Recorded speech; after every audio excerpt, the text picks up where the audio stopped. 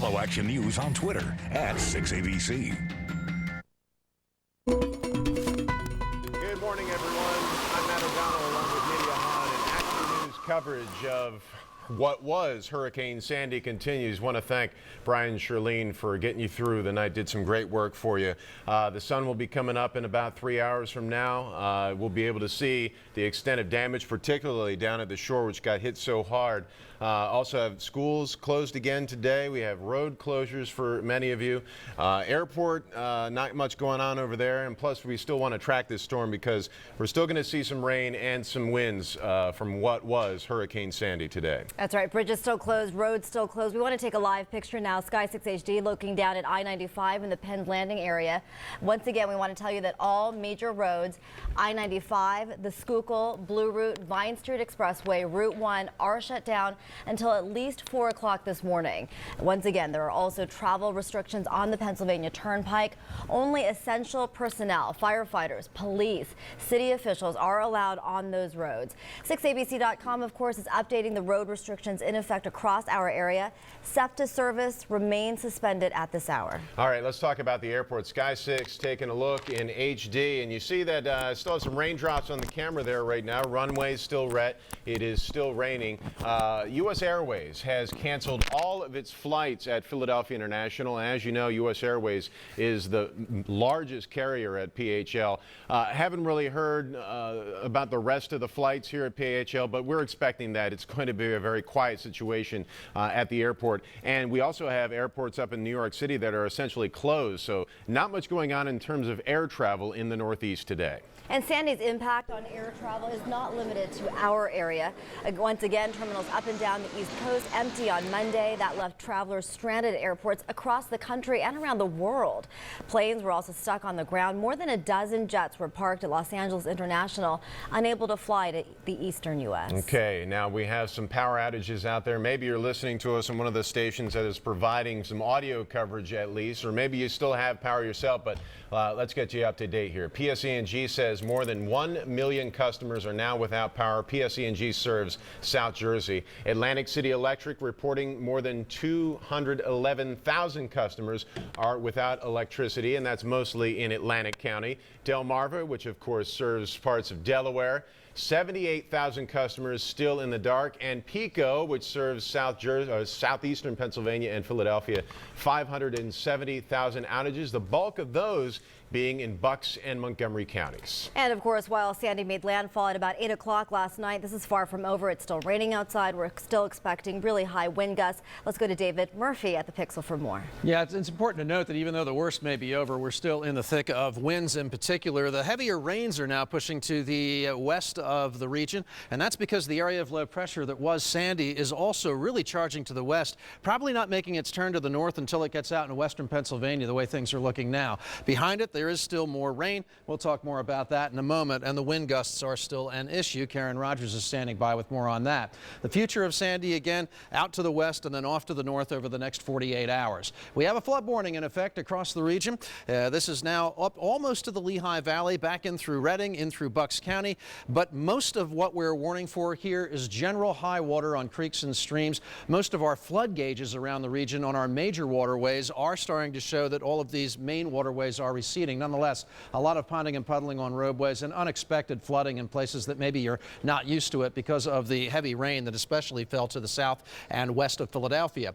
The Brandywine Creek would be the one exception. In Downingtown, Pennsylvania, it is fairly high, well above flood stage, and not expect to go below flood stage until noon today. Now, we'll probably see this go from major to moderate to minor flooding between now and then, obviously, but still an issue. The Brandywine Creek at Chad's Ford may actually not go below flood stage until sometime in the wee hours of Wednesday morning. This one's also well above the flood stage of 9 feet, so this is going to be a real gradual situation and a gradual improvement as well. So along the Brandywine, you've got to be careful. Rainfall amounts, well, generally what we had out of this was the heavier heavier rain down to the south and west of Philadelphia. We did verify with 8 inches of rain in some spots and even closer to 10. Some of these heavier rainfall amounts also extended closer to the shore, but there was less and less rain as we went to the north and west. And you notice how the flood warning currently isn't even in the Lehigh Valley, where we had very little rain. Nonetheless, we could see some of those unexpected flooded areas,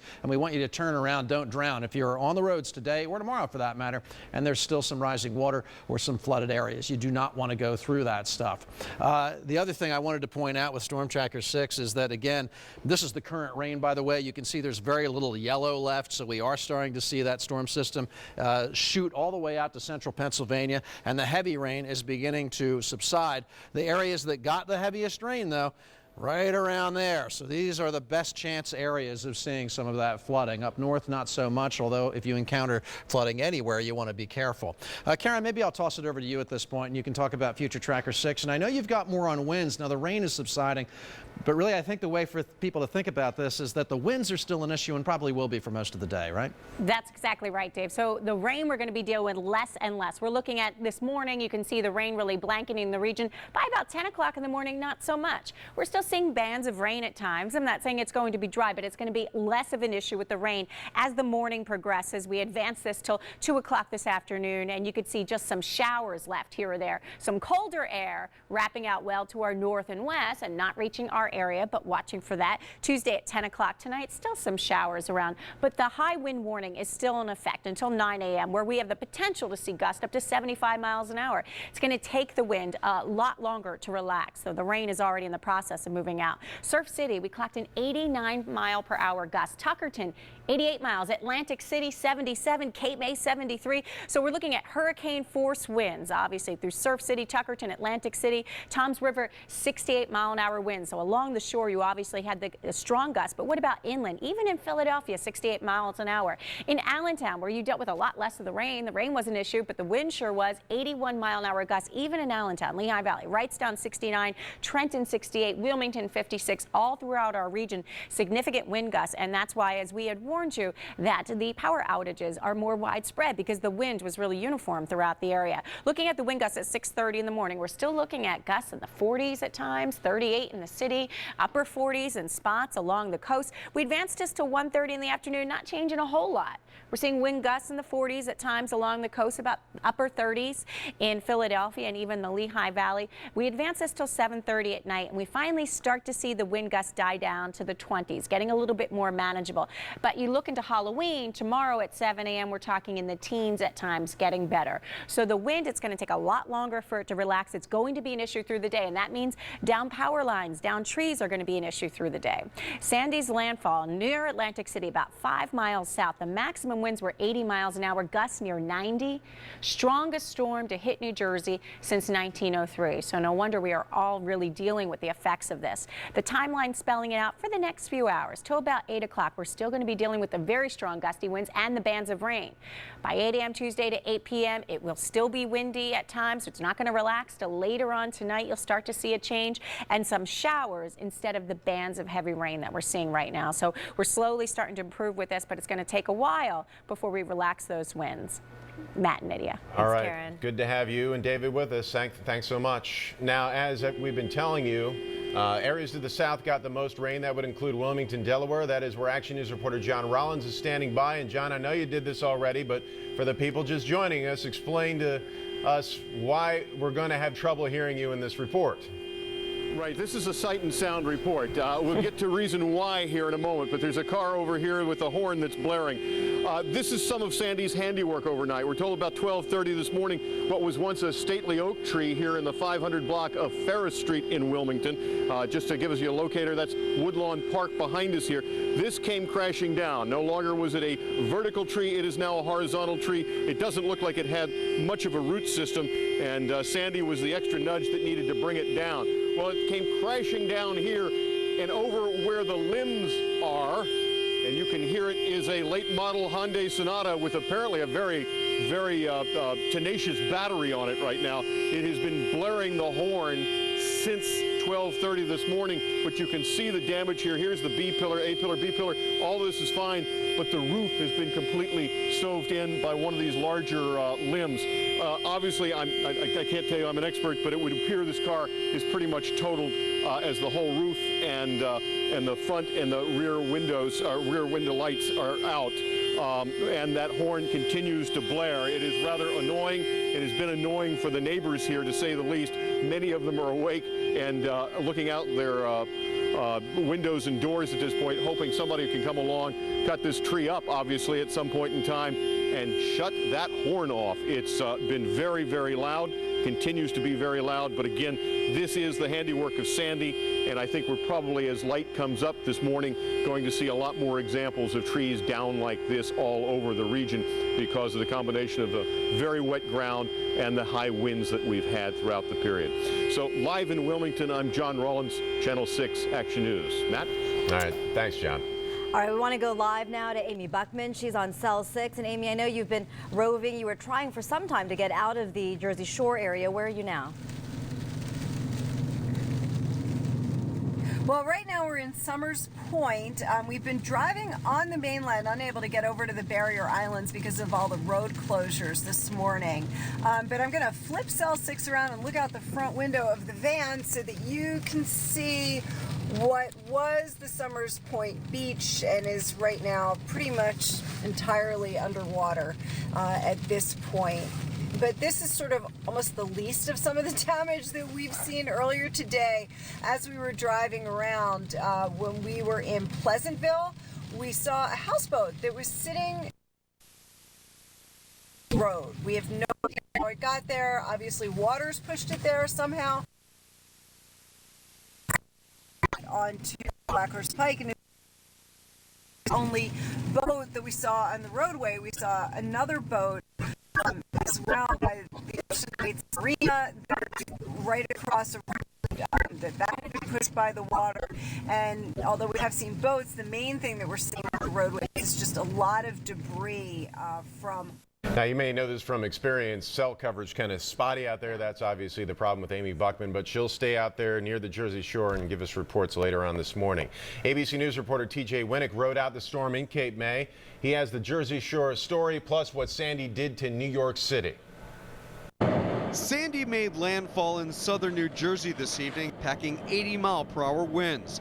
Record-breaking high tides and rough surf battered the coastline. Roads washed away by storm surge and flooding. Water poured into ground zero in New York. In Rockaway Park, Queens, emergency crews scrambled to rescue people trapped in buildings near a fire raging out of control. While in Manhattan, more than 200 patients had to be evacuated and moved to other facilities. The one thing that we had not counted on, New York University's hospital backup power, in spite of them being assuring us that it's been tested, stopped working. More than 3 million people are without power in 11 states. Part of the city that never sleeps is in the dark. The wall of a 4-story building collapsed in lower Manhattan, exposing apartments inside. No one was injured. But at least 7 storm-related deaths have been reported in Connecticut, Maryland, and 5 in New York, including 3 children. Public transportation for more than 12 million people came to a halt in New York, Philadelphia, and Washington, D.C. And when the eye of the storm passed over Atlantic City, the winds abated, clouds parted, and the full moon came out. 60 million people will be impacted by this storm. FEMA has already pledged over $3.5 billion for the cleanup if necessary. TJ Winnick, ABC News, Cape May, New Jersey. All right, we want to go live now to East Falls. Our Catherine Scott has been there checking out the situation in East Falls and Manayunk as well, right? That's right. Well, we were in Manayunk earlier driving through Main Street. Yesterday we were standing there. There were sandbags piled up in door frames. People thought there was going to be massive flooding with Sandy coming through. As of early this morning, there was no flooding on Main Street in Manayunk. However, of course, with flooding situations, it sometimes has a delayed effect. The storm comes, then the flooding comes. Of course, it's still raining, so it's something we have to keep an eye on. Similarly uneventful here in East Falls. We're standing on Kelly Drive by Midvale, and you can see that the drive is still closed. MLK Drive is closed as well. There is a blockade there. You can see there's a police vehicle. However, there hasn't been any flooding along Kelly Drive early this morning. We have seen crews come by. We just saw a couple police vehicles from the Philadelphia Police Marine Unit, officers, also crews from the Water Department we've seen come through, and Philadelphia Fire Department. They're checking out the scene. However, so far, again, not a whole lot going on. You can see the road surface is wet. There are leaves strewn across the road surface. We have seen also some downed limbs as we've been driving around, but really in this specific area, not a whole lot is going on. However, Mayor Nutter did speak overnight, telling folks, stay in your home. It's dark. The wind gusts are still strong. So you really don't know. Sandy did a lot of damage as far as bringing down trees and lines.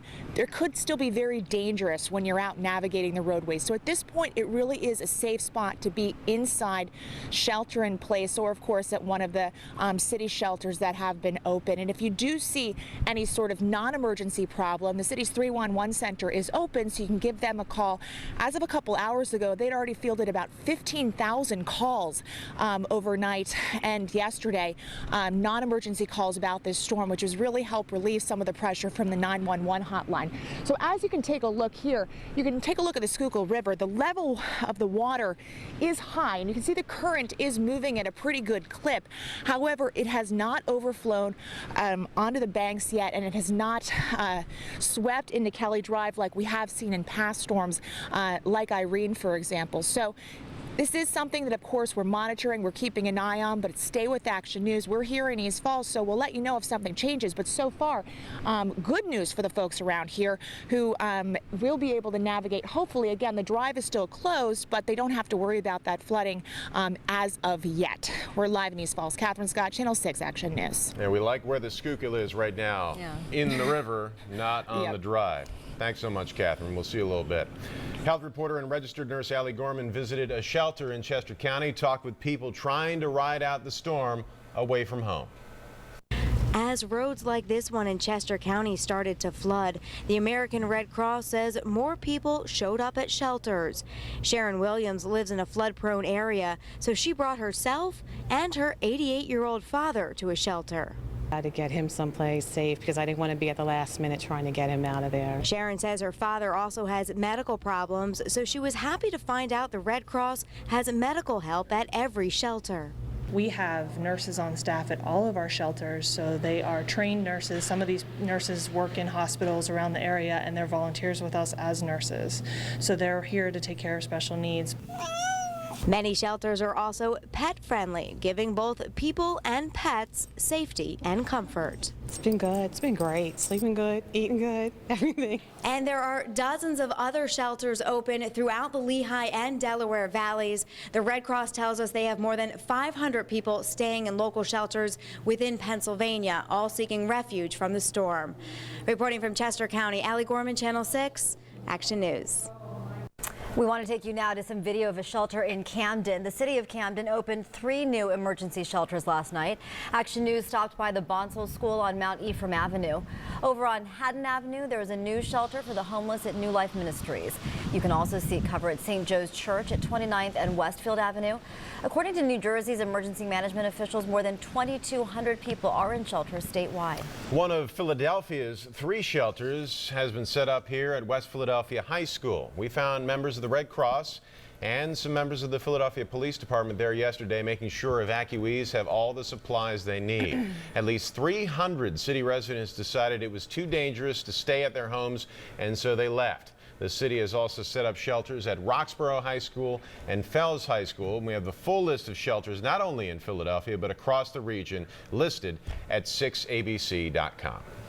I know a lot of you have been sharing your comments with us on Facebook and also via Twitter. We want to remind you it's hashtag 6ABC Sandy. And our Karen Rogers has been monitoring some of the comments. And Karen, I know you're looking for some good pictures and some good comments to show us right now. I am. You know, when we're seeing various, we're seeing the fun and funny as well as the very serious. So I'll show you a little bit of both. We've got this dog here submitted by Lisa, who's hunkered down and ready for the storm right here. We also have some other pictures out here. I guess it was a dog day. We've got someone with a helmet put on their dog by Frank. Thanks for doing that one. But we're also seeing more serious pictures as well. And we've really caught some images of people just kind of get blown away. Look at this trampoline. And they say this is why Karen says to secure your stuff. Got a trampoline on a power line. Kind of a disastrous situation right there. So you really do have to be careful. And we saw those winds causing such a problem out there. We continue to see this. How about this picture in Southampton, New Jersey? Roxanne sent a tree that's just down right on the roadway. So you can see, I don't know if you can make that out. There's the tree, there's the road, leaves all over the road. So you're certainly dealing with that. And we thank everyone for sharing their comments. I asked people, you know, what are you doing out there? How are you preparing for the storm? Scott says, Karen, we had lights out all day during the worst of the storm. Now the lights are going on and off, and kind of a scary situation for them. As well as Caitlin says she's kind of bored out of her mind. She's stuck at home, sitting with the family. Jim says he made it to work. He's in Fairless Hills. No power anywhere here at work, and everything is closed there. According to Jim, he says we have 2 transformers laying on the ground a half a block from a house in Levittown. A difficult situation for a lot of people. Matt says doing fine in Allentown. Didn't look too bad there. Lisa telling us windy and raining there in Bear, Delaware. We've been fortunate to not lose our power, so she was able to keep power on. Chris in Gilbertsford, PA says it's just pitch dark. No power. It's just pitch dark out there. He came home from work, and some neighbors helped pump up the basement because the basement was flooded. And, you know, that is part of the nice of it. We're seeing that neighbors pitching in and helping each other as people dealing with this, the lack of power, trying to share generators. This is Lewis saying the power is still out here in Abington. Wind not as powerful, but still out there. Heard some of the branches cracking overnight. Not a lot of rain in his area there in Abington. So we've been sharing our thoughts with people and helping you through the storm. And thank you for sharing your pictures and how you're handling it. You continue to send those to our Facebook pages, and we'll share them with you, Matt and Nydia. Thanks so much, Karen. In fact, we're all logged in, got our computers right here. We're on Facebook, we're on Twitter. Talk to us, share some ideas, questions, whatever, and we'll talk to you on those social networking sites. Let's take a live picture. This is Atlantic City, New Jersey on Sky 6, and you can see it's still windy there, and it is dark. The sun coming up in several hours from now. And once the sunlight is out there, we will be able to see how severely damaged that coastline is. We do expect it to have been altered from the way it looked just yesterday. Action News coverage of Sandy continues after this break.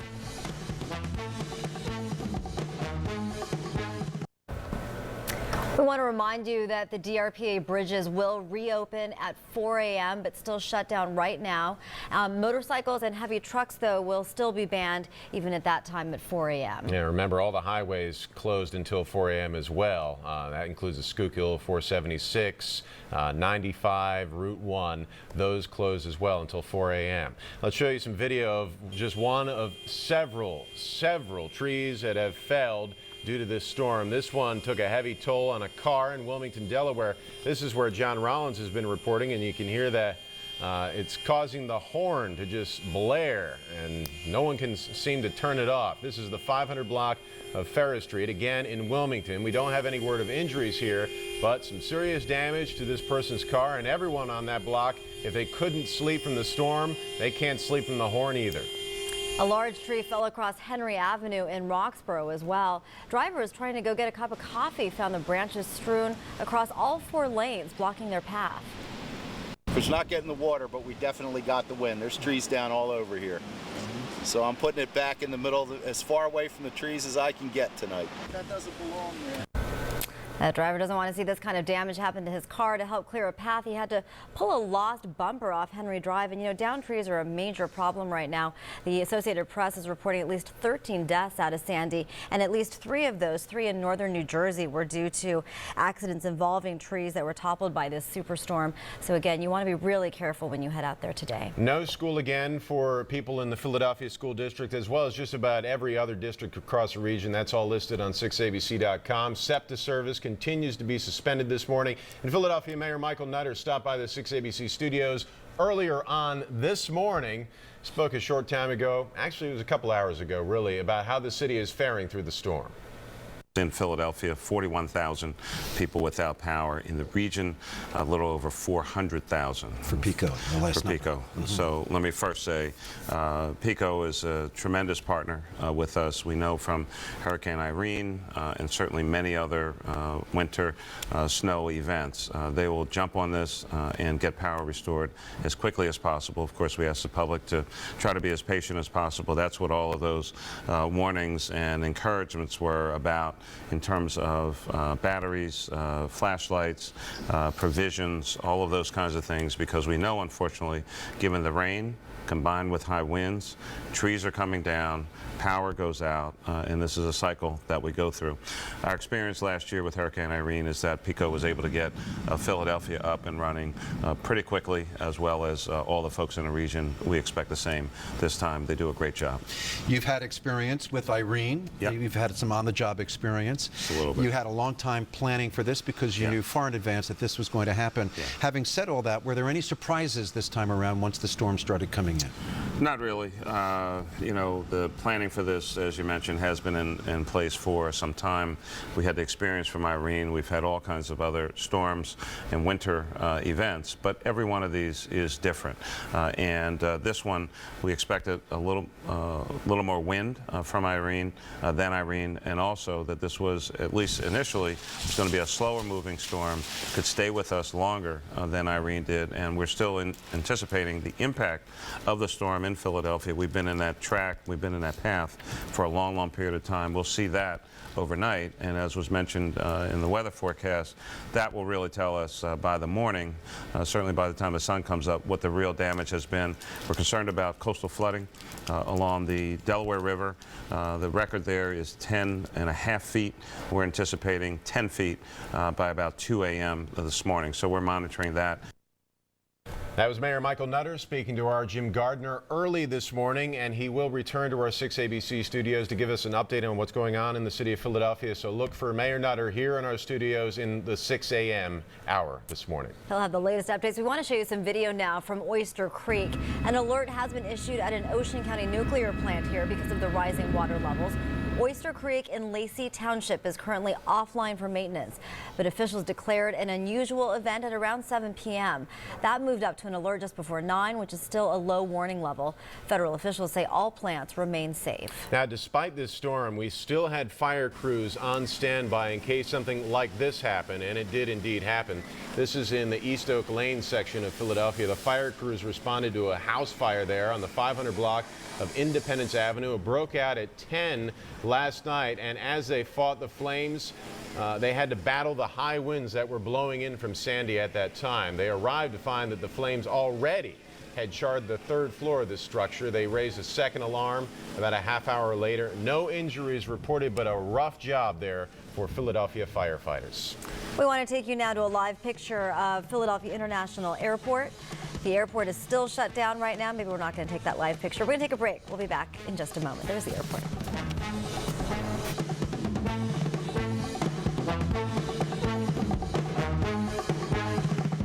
We are meteorologists. And we live for the weather. We thrive on new technology to give you the most accurate forecast. This machine never sleeps. And when severe weather rolls in, neither do we. We're ready for anything. To keep you ready for everything. This is powerful. But so is all of this. This is Action News AccuWeather. We are Action News AccuWeather. Good morning. This is extended coverage of what was Hurricane Sandy and what it did to the Delaware and Lehigh valleys. That's a live picture, and you see perhaps maybe not as many lights as you would normally at this time of day, because we do have a lot of power outages out there, and we'll get to that in a moment. But in particular, that's the Ben Franklin Bridge, and we want to remind you that traffic has been suspended on all the DRPA bridges, which include the Ben Franklin Bridge, until 4 o'clock this morning. And then beyond that, if you're on a motorcycle, if you have a large truck, you still cannot go over those bridges because they're worried about high winds literally blowing you into another lane, or God forbid, right off the bridge. And also, we have traffic bans on all the major highways in our region until 4 a.m., including the Schuylkill 95, 476, Route 1. And the wind is still really gusting out there right now. Yeah, wind's still blustery, expected to be so probably through about midday. It will still be blustery this afternoon, but gradually get better, okay? Storm Tracker 6 Live HD shows you that the rain is still in the vicinity, although we are starting to see some breaks in the rain now. Every now and then there's a little break, like between Atlantic City and Dover.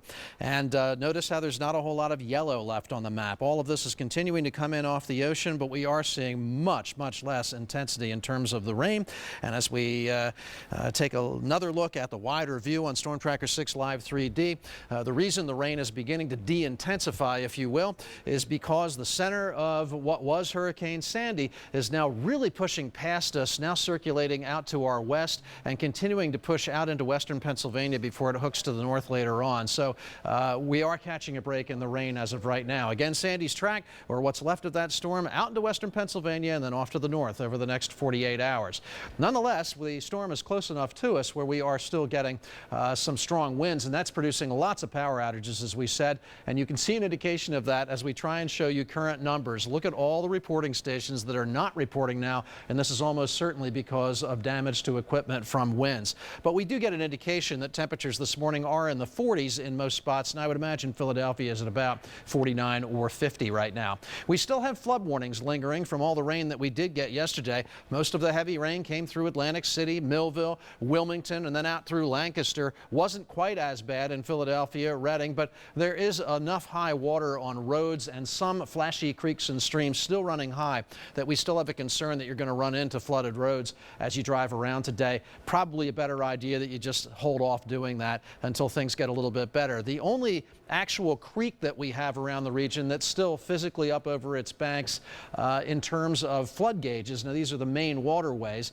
would be the Brandywine Creek, and this one actually at Downingtown isn't going to be below flood stage until about noon, so we are going to look at either major or moderate flooding there for a little while longer. The Brandywine Creek at Chad's Ford is probably going to take a lot longer to go down. We may be looking at the wee hours of Wednesday morning before this creek is down below flood stage. So the Brandywine is the one of all of our major waterways that we're most concerned with. The others are all running pretty high, and there could be some water slopping over roads, or maybe that was put there by the intensity of the rain over the last day and a half and has not drained yet. So be careful driving if you're going to be doing any of that today. Future Tracker 6, though, shows that the rain is going to continue to work its way out of here by 10:30 this morning. The model having just some light scattered showers. By 2:30 this afternoon, we may be dry in a lot of the area, and then a couple of more sprinkles and showers popping through as we go into tonight. Flood safety is still important, of course. If you are driving around or walking around, you turn around, you don't drive into this stuff, and you don't walk into it. We've been repeating that enough where I think that should be pretty well understood at this point. High wind warning is still in effect until 9 o'clock. Now, these 75-mile-per-hour gusts may be a little bit optimistic. We did have some gusts that were higher than that. Down the shore, we got up to almost 90 at a couple of reporting stations. But there is still going to be a wind blustery enough through 9 o'clock where we do still think that there's an issue with additional trees falling down, perhaps a lot of them, okay? Then we get past 9 o'clock, and it's still going to be blustery with winds very likely still in the 30s. But Future Tracker 6 by 7 o'clock showing you that some areas still looking at the 40s in terms of wind gusts. Then we get to 2 o'clock in the afternoon. Yeah, down by the shore, a couple of these model reports want to go up into the 40s yet. So, you know, we're into the afternoon, and it's still on the blustery side. We get later into the evening, 8 o'clock, and now you see most of the wind gusts are down into the 20s. So still blustery, but not quite as bad. And we get into Halloween, and the winds will start to die down, although we still expect Halloween to be a little bit on the breezy side. I want to remind you that we still have weak trees, and this is good for today and tomorrow. Keep in mind that the trees have been under a lot of stress because of this strong wind, the wind that's still out there, in fact. And the trees, even after the winds start to die down, have still been weakened, and you could still see some more branches kind of after the fact falling over the next couple of days. And I want you to be aware of that. I've actually experienced this in my front yard a couple of years ago, where you'll hear like a crack and then what sounds like sort of a rustling noise. It's almost like a bunch of squirrels are running around in the trees, and what it is a branch falling. And I have a bit of a concern on Halloween as the kids and the parents are walking around. You know, not that you can't go out, but just keep your ears out for what's going on above you. And if you hear any unusual noise, get out from under that tree, okay? Probably that will not be as big of an issue on Halloween, but I want you to be careful of that. Also, downed wires, still an issue, and they are all over the place. kind of get that idea when you hear that overall we've got about 2 million people without a power right now. So never approach these. Tell your kids about it. They can look dead and still be live or recharge, and the ground can be charged as well. I'm sorry if you're getting tired of seeing this and hearing me talk about it, but it really is a big issue and one of the most important safety issues as we move through today and even tomorrow. Your exclusive AccuWeather 7-day. It's going to be cool today. Gusty winds still blowing around the region, probably incrementally getting better after 9 and then again after about 2 or 3, but straight into the evening rush hour, it's still going to be rather blustery around there, and you may still have some debris falling from trees. 54 is the high. There could be a couple of showers around, but as I showed you a moment ago on Future Tracker, the rain gradually dies down. And then breezy on Halloween with a couple of more showers possible. I think it's dry for most of the day. A high of 54. You'll want to bundle up as you go out trick-or-treating, and again, still a little bit on the breezy side. Then Thursday, mostly cloudy skies, 56. We may still have a lingering shower, but when we were talking to you about the 7-day last week, we talked about how toward the end of this week we would probably start seeing dry conditions, and I'm happy to report that I'm still leaving the word dry on Friday's forecast. It'll be breezy and cool with a high of 55, clouds mixing with sun, but it does look like the rain, even the threat of a lingering shower, will be over at that point. Saturday, a mix of clouds and sun, 57 degrees, not a bad day. Sunday looks good, sunny and cool, getting up to 59, and then Monday we have another front coming in that's going to increase clouds, and behind it will be cooler with a high of just 51 degrees. It's funny, I was here, yesterday so many hours. I didn't do the 7-day once, I think, because we were all about, what's happening now with Sandy. But anyway, there you can kind of plan out your week. Today, I know a lot of schools closed today, and I'm kind of glad they did, because even though things are getting better with the rain and the winds, getting better, I really do have a concern with those trees being weakened. Sure. And, a lot of times the next day you can still have some things falling out of trees and maybe a couple going over. Large limbs, small ones. Yeah. This can hurt someone. Hey, a small one could give you a good knock on the noggin. And don't park your cars beneath trees today if you can avoid that. Yeah, that's smart. We've seen a lot of cars underneath trees. Right, what about that one John Rollins has with the horn just going? Oh my goodness. Try and sleep on that. No kidding. People are probably up worried about the rain anyway, or the wind. Well, we're going to continue talking about Delaware. There were a lot of evacuation orders along the coastline there, and they did that because they didn't want to have to go in and rescue people that got stuck there, and that's indeed what happened. This is video that is just coming in. It was taken in what's called the Strand neighborhood of Newcastle, Delaware. That's a neighborhood that is really just right along the Delaware River, and it's flooding. The river went over its banks and people got stuck in their homes, and so rescuers are coming in. You see them do this as we speak, coming in and rescuing people who are just surrounded by water. Once again, evacuations ordered in this region of Newcastle, the Strand neighborhood. Some people didn't heed the warnings, and so rescuers this morning going in there to rescue those people and get them out. We've been telling you that Mayor Nutter is going to have another update for us in the 6 a.m. hour, but for what's happening in the city right now, let's go to Catherine Scott live in East Falls. Catherine. Hi, Nydia. Yeah, it's lightly raining here right now, but it's still pretty gusty. And David Murphy had mentioned all about the downed tree limbs. And you can see over there, there's a downed tree on East River Road. It runs parallel to Kelly Drive. You can see it crashed right through this fence. It's across the road. It's not a huge tree. There are bigger ones down across the area, but it's just an example of what folks are dealing with. The winds were very strong overnight, took down a lot of limbs across the area. That means there's down power lines, so you really want to be careful navigating. But right now we're along Kelly Drive by Midvale Avenue. This is traditionally an area where you do see a lot of flooding. However, so far so good. It's been uneventful here this morning, which is great news. You can see that the road remains closed off. Kelly Drive remains closed off right at Midvale, and there is a blockade up there.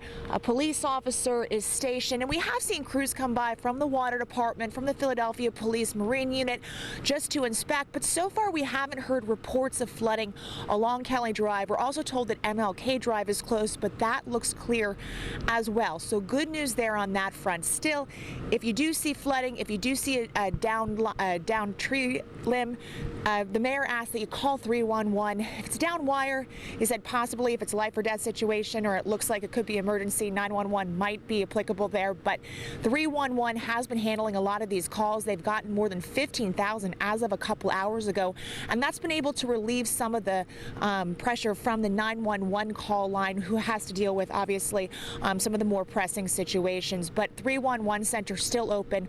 Call them with questions. As for what else is going on in the city today, of course, SEPTA still isn't operating.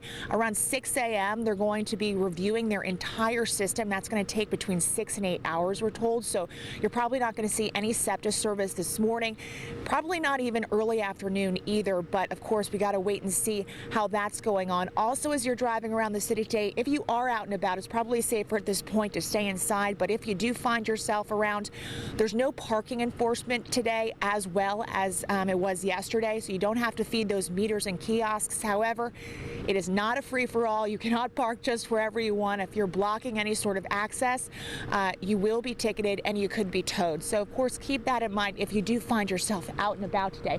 Now let's take a look at the Schuylkill River. You can see that it's still remaining in the riverbed. The water level is still pretty high. However, it doesn't seem to have spilled over onto Kelly Drive at this point. The current is going quickly. However, as with flooding situations, this is something that we have to keep an eye on. Of course, it's still raining. We're going to get a little bit more rain. It was raining all day yesterday, so the water level is growing, and sometimes there is a bit of a delayed response with the flooding. So we're not out of the clear, or not out of the woods just yet, not in the clear. But of course, this is a situation that we are monitoring. But so far, so good here on Kelly Drive this morning. But we'll keep an eye on it. We're live in East Falls. Catherine Scott, Channel 6 Action News. That is good to hear. Thanks so much, Catherine. And we have some encouraging news that another waterway that everyone was seriously worried about yesterday, that would be the Darby Creek that flows through Darby Borough in Delaware County. Now, these pictures were taken overnight. You see that the water's flowing pretty good here, and it has risen, but it has not flooded any of the nearby homes at this point. The Darby Creek had some serious flooding in the past, most notably 99. I believe that's the year of Hurricane Floyd's visit to our region. Hundreds of homes and businesses flooded back then. Yesterday, we had a news conference on the air where a bunch of leaders in the Darby Borough area asked everyone that lives in a low-lying region along Darby Creek to evacuate. Most people did. But right now, we're being told that the Darby Creek has not gotten out of its banks, so that is good news in Delaware County. And take a look at this video of a late-night water rescue in northern New Jersey. Again, we're seeing a lot of these kinds of rescues. We were just showing you video out of Newcastle, Delaware. Emergency crews ushered this family from their home in Weehawken, Hudson County. They, like so many, ignored the evacuations. Water levels just became too dangerous. Some rescue residents say they had to escape from the second floor because the water was just too high. Countless trees have fallen across the region. We have video clips of so many of them, and here's another one. This is in Upper Darby, Delaware County. Neighbors came outside after this happened, or at least when it was safe to go outside and take a look. A tree came down and crashed onto a car on the 300 block of Maypole Street. Again, this is in Upper Darby. Two other cars were parked nearby, escaped major damage. David just mentioned this, Nydia. If you can, and I know some people don't have a choice, but if you can, don't leave your car parked beneath a large tree. That's right. It was a really scary night for a family in Philadelphia's Lawncrest section as well. This is video of a huge tree that came crashing down on a home on Kerper Street. The tree, you can see, was split in two. Part of it smashed windows on the second and third floors.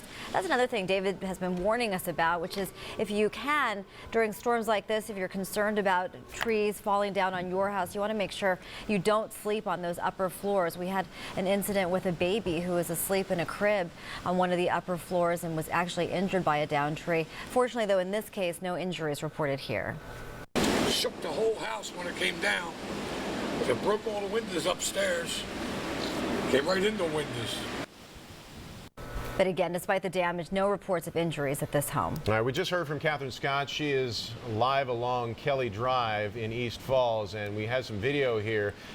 Again, she said that the Schuylkill River, although rising and traveling quickly, is well within its banks, but there was a tree that came down. Midvale closed, which is right near Kelly Drive because of a downed tree. Don't see it right here, but take our word for it.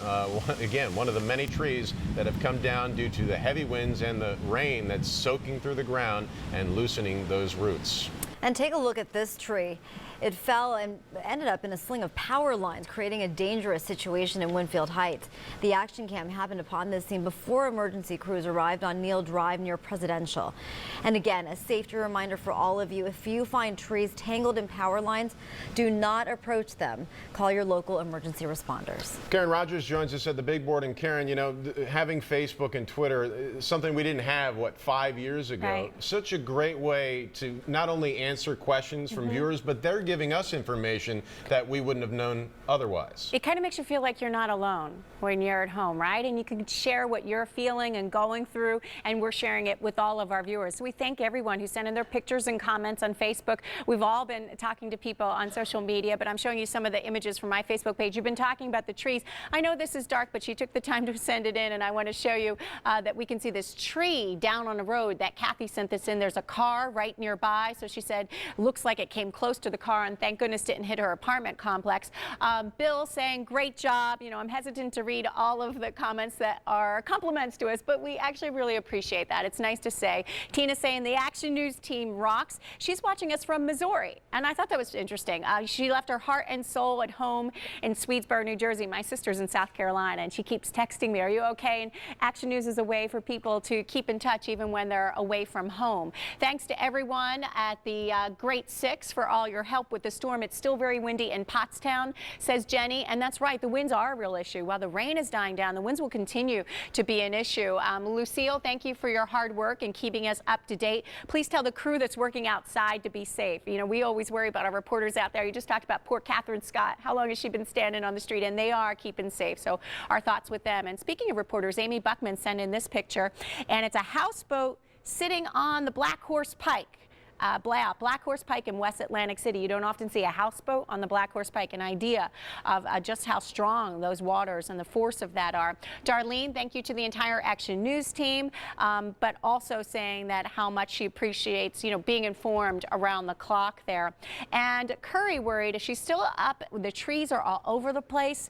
There's one tree that fell right in front of the door, right by her neighbor. And for a lot of people, that is just a great concern. The ground's saturated, and we still have these very strong winds. And in fact, Kathy's asking, when are the winds going to very strong here in Bensalem? They're starting to pick up again, and a lot of people are asking, when are they going to start to down?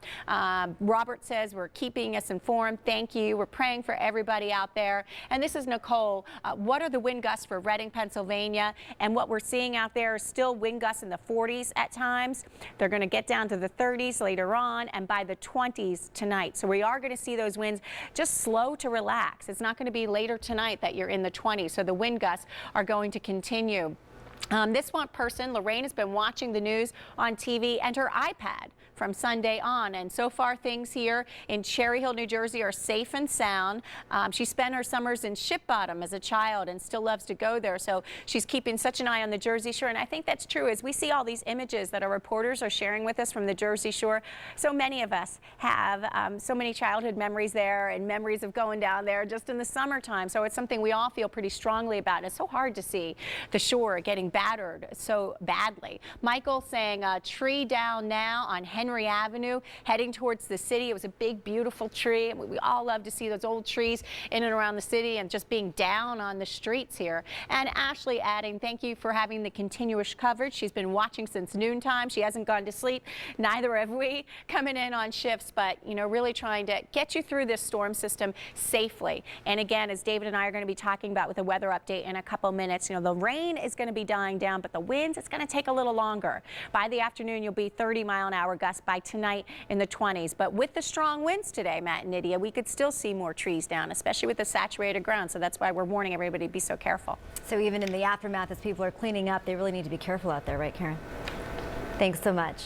We want to take you now to a live picture of Atlantic City. Of course, this is in the area where Hurricane Sandy made landfall. There it is right now. You can see the wind is still gusting. The camera is still shaking there. You know, AC is still really dealing with this. Rain is still falling. 85% of Atlantic City is flooded. Hundreds of families who insisted on staying here ended up trapped in their homes. You know, as the sun rises in a few hours here, we'll be able to better assess the damage, but we can be sure that a lot of these shore communities were rearranged, forever changed, and we'll have all the details and live pictures for you. We'll be right back. what's trending. The Trending Channel on 6ABC.com. Good morning, everyone. 3:51. It is Tuesday morning. Still seeing the impact from what was Hurricane Sandy. Live picture for you here. That's Philadelphia International Airport, and it looks like another full day of inactivity for flights going in and going out. U.S. Airways already has canceled all of its flights at PHL. That's the biggest carrier there. We're expecting that the other airlines will probably follow suit as well. So air travel in the northeast part of the United States looking like it's going to be restricted again. And we want to show you some video now. You know, flooding from Sandy making it extremely difficult for firefighters. This is a fire in Queens, New York. Firefighters scaled the building to rescue 25 people. 3 buildings collapsed. There are reports the fire was spreading and fire was coming across the top of the roof where residents were waiting for help. Yeah, we have several pieces of video from New York City. It really did get messed up by Hurricane Sandy, even though the storm hit down here near South Jersey. 200 patients at a hospital there are being transferred. They say an evacuation is underway at NYU Langone Medical Center because of rising waters, and backup generators failed there after Sandy knocked out the hospital's power, so they didn't have any electricity. So as you can imagine, a dangerous situation for people there because they were at the hospital hoping to receive medical attention. And New York has had its eyes to the skies for more than just Sandy. Check out this partially collapsed crane swaying high above the city streets. The superstorm's fierce winds brought down part of this construction site yesterday atop a skyscraper in Midtown Manhattan. Buildings around it, including a luxury hotel, were evacuated. No injuries, though, have been reported so far. That's scary stuff there. Major power problems up and down the East Coast. About 6.5 million people without power, especially in New York City. And this is video of what appeared to be a giant explosion that set the night sky ablaze. What we think happened was that the storm triggered a violent burst of light at an electric substation in lower Manhattan, and the beam of light could be seen across the East River in Brooklyn. And the Delaware Valley is dealing with rain and blustery conditions still. But to take a look at what Sandy dropped on West Virginia. The monster storm system collided with the cold front, creating snow in high elevations. As much as 2 or 3 in the West Virginia mountains by tomorrow. All right, let's go to David Murphy and get the latest track. And David, the official terminology for what you have behind you is post-tropical cyclone Sandy. Right, exactly. I like to call it an extratropical cyclone when it transforms from a tropical system into what we would consider more of your average low pressure center. The good news is that this system is now pushing well to our west and is actually expected to make it all the way into western Pennsylvania later today before it hooks north. This quick departure is improving things in one way. The rain that we have left over across the region right now is far lighter than it was during the height of the action yesterday and last night. The heaviest rain you can see highlighted in yellow, now spinning around central Pennsylvania and parts of western Maryland. So things are getting better that way. Unfortunately, this is still a relatively potent area of low pressure, and we still have very strong winds whipping around it. And the wind situation is going to be something that we're going to have to wait a lot longer to subside. There is a high wind warning until 9 o'clock. Now, between now and 9 is when we expect the highest gusts, and we're thinking we could see anywhere from 40 to 50 mile per hour gusts during that period. But as we go through the rest of the day, we're still going to see significant wind action. It's not like the winds are just going to go away. Future Tracker 6 between 7:30 up until about 2 this afternoon. You still see a lot of wind gusts in the 30s. And if I was just doing an average day forecast for the noon news and I showed you gusts like this, you'd be thinking, yeah, it's pretty blustery out there. Given the fact that we've had all those stronger winds in the last 24 hours or so and a lot of trees down, there are some trees still standing that either the trees or the branches have been weakened, and we may still, based on these breezes and these blustery winds, even into the evening hours tonight, we could still see some branches come down. That's something I'd be careful of. By 8:30 tonight, though, we're down into the 20s in a lot of spots, and then we get into the early part of Halloween, and you can see how we're down into the teens in terms of gusts. It'll still be breezy tomorrow, but not as bad. Storm safety, downed wires. We've been talking a lot about this. Kids might be starting to venture out a little bit today to take a look at what's going on. Tell them to stay away from downed wires. Even wires that look dead could be live. And weak trees are still an issue even after the winds die down. I could see this being a problem occasionally on Wednesday as well. Keep in mind that the trees have been weakened by the strong winds. There could still be some more branches falling, so you want to beware of that. And even when you're walking around with the kids on Halloween, keep your ears open for cracking noises or rustling sounds, something that might sound, like I said a little while ago, a bunch of squirrels running around. It actually could be a branch that's come loose and is starting to go right down through the trees. I actually saw this happen a couple years ago. It can be pretty fast. Just keep your ears out when you're trick-or-treating with the kids, okay? All right, David, thanks so much. We want to take you now to a live picture of the Ben Franklin Bridge. Still dark out there, you can see, and the Ben Franklin Bridge is scheduled to reopen in just a few minutes at 4 a.m. The Ben Franklin Bridge, as well as the Betsy Ross, the Walt Whitman, some of the other DRPA bridges. But be advised that motorcycles and large trucks still being advised to stay off the bridges even after 4 a.m. We'll keep you posted on what the situation is on all the bridges and the roads. We'll be right back.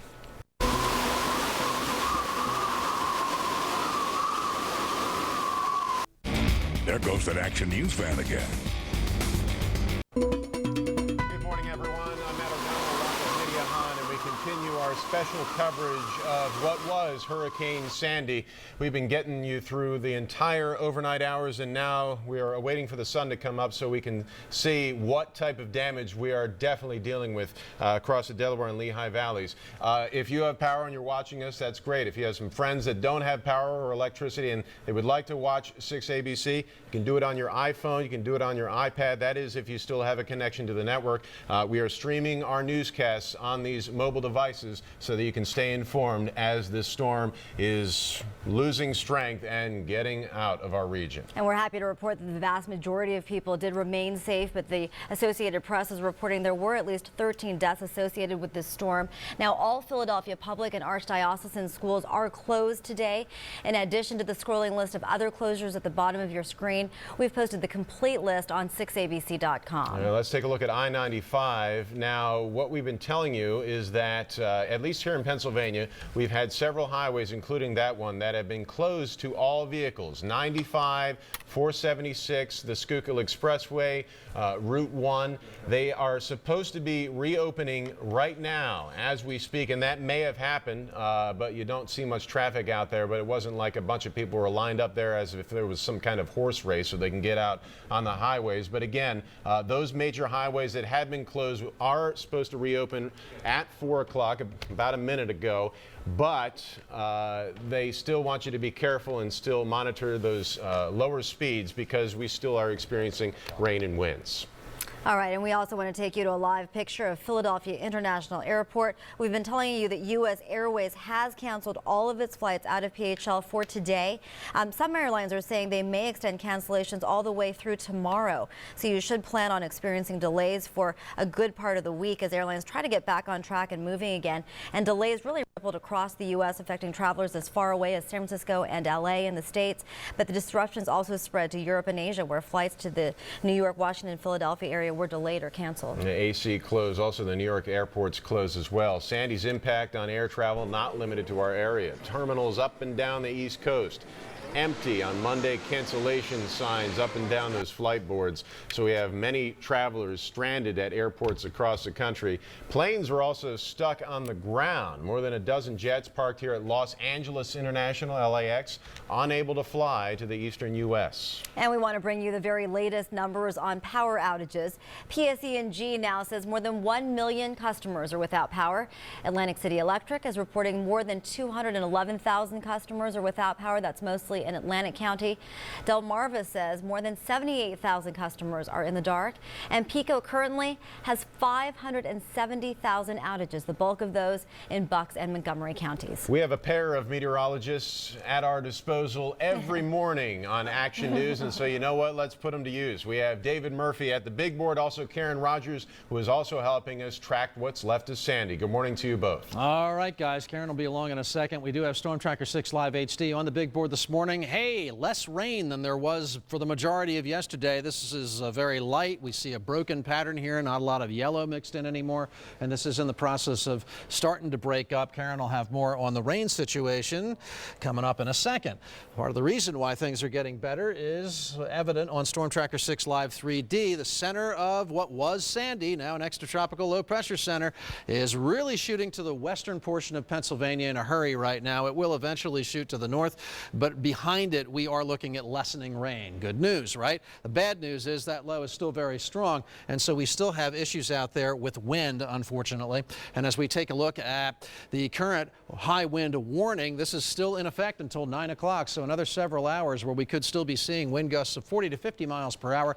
Obviously, with the, Matt and Nydia, 2 million or something like that, people without power across the wide region. We've had a lot of trees down. We could still see some more trees and branches coming down as we go through the next several hours. And even after 9 o'clock, we are looking at decent gusts from 7:30 up until the early afternoon hours. This is 2:30 on Future Tracker 6. You see that we still have a lot of gusts in the 30s, maybe a 40 popping up here or there. That's still fairly significant wind. Then we get into the evening and the gusts go down to the 20s in most regions, so things are going to gradually get better. For Halloween, it looks like the gusts are dropping down into the teens, at least in the morning hours, all right? So things getting better that way. Temperatures right now are cool, but the reason I want to show you this map is because it's an indication of all the power outages we have.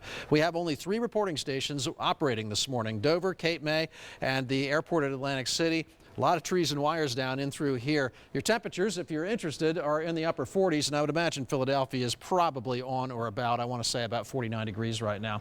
All right, Karen, so the wind is still an issue. Rain's getting a little bit better, but man, we get a lot of it in some spots, right? We really did. It depends on where you were. The rain was heaviest south and west of the storm system, and we can see we still have flood warnings in effect right now, including the areas of Philadelphia, Reading, Lancaster, Wilmington, Millville, Atlantic City, through much of our area right now. Flood warnings continuing. The Brandywine Creek, a warning. It crested in Downingtown at 11 p.m. last night at 11.66 feet. Flood stage is at 7. So you know the Brandywine is flooding right now. It is in the process of receding, but it's not going to be below flood stage until noon today. So you're getting moderate flooding right now along the Brandywine in Downingtown, and that is not going to decrease until noon. By noontime today, we'll be below flood stage. And the Brandywine Creek at Chadds Ford crested at midnight at 10.9 feet, well above flood stage, which was 9 feet, and it'll be below flood stage not till Wednesday at 3 a.m. It's going to take a little longer to recede. So if you're still flooding there in Chadds Ford, it's not going to be until Wednesday at 3 a.m. that we really expect that water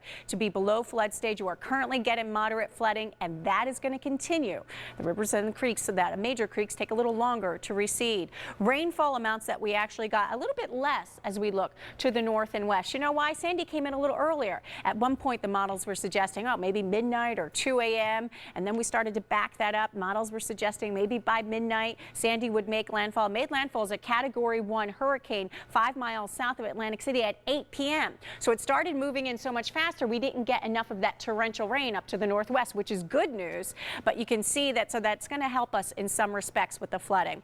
Also in Philadelphia, general area from Reading to Philadelphia, down north of Atlantic City, about 2 to 5 inches of rain. We were warning you the heaviest would be south and west of the storm. So if you're out there in Cumberland and Salem and parts of Gloucester counties and all of Delaware, Wilmington and Dover, Lancaster, you're looking at good 5 to 9 inches of rain of what we got so far. It's still raining out there, but the rain is going to be on the decrease. By 7 a.m., Future Tracker 6 showing showers left and some rain at times during the day today. By 11 a.m., looking at that as well. In Philadelphia, by 3 p.m., you're seeing some of that colder air wrapped to the north and west. Not really in our region, but we're seeing some showers here or there, really decreasing by later on tonight. So it's raining right now. You're still going to see showers, some rain at times, and by tonight you'll just have a couple leftover showers. Here's your storm timeline for the next 24 hours. This morning, still have those gusty winds. That's an issue, and it's sticking with us. We are seeing some showers, and we're going to get some rain at times. This afternoon, still blustery with very gusty winds, dying down just a little bit. We'll look at wind speeds in the 30s through the afternoon,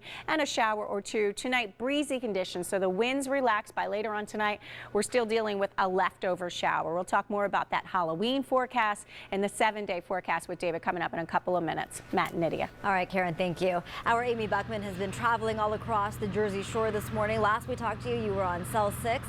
Now you're live on the action cam in Summers Point, right? What's happening?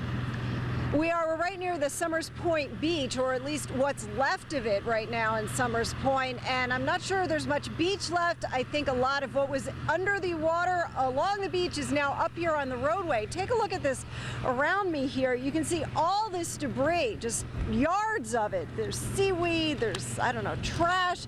This looks like a plank from a pier or boardwalk. I'm not quite sure what. All of this is washed up on the roadway. And as we've traveled around South Jersey this morning, we've seen a lot of debris fields like this along what are bridges that were overrun by water.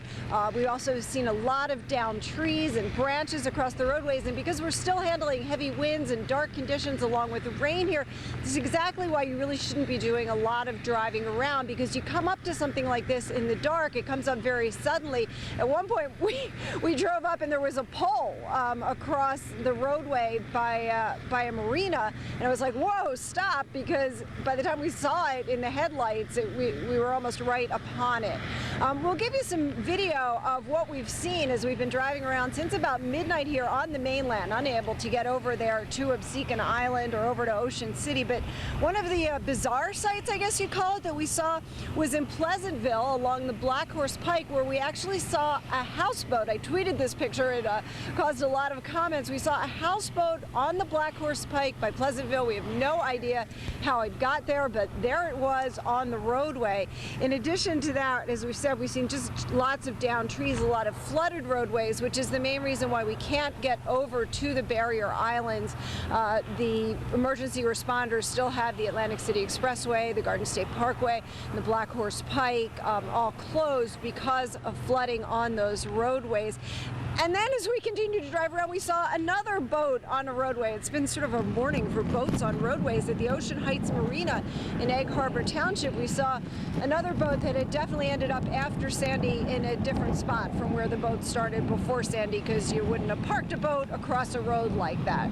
So the bottom line is, if you're in your house, you're comfortable there, stay there, don't do any driving around. You can't really get down to the beaches to check out shore houses at this point. As much as we would all like to see exactly what's going on there, you can't get over there to the shore. So just stay home until the emergency responders can clear the roadways of downed wires and trees. We can start to get some energy crews in there to start replacing the electricity. Just try to be patient. Live here in Summers Point, I'm Amy Buckman, Channel 6 Action News. All right, Amy, thanks so much. Let's turn now to Matt Pellman. And Matt, we've been telling everyone, you just stay off the roads, but there are people that do need to go out there, essential employees, firefighters, police. So what do you have for us right now? That's right. We don't really want boats in the roadways. We also haven't really wanted cars on the roadways either for the last day or so, Matt and Nydia.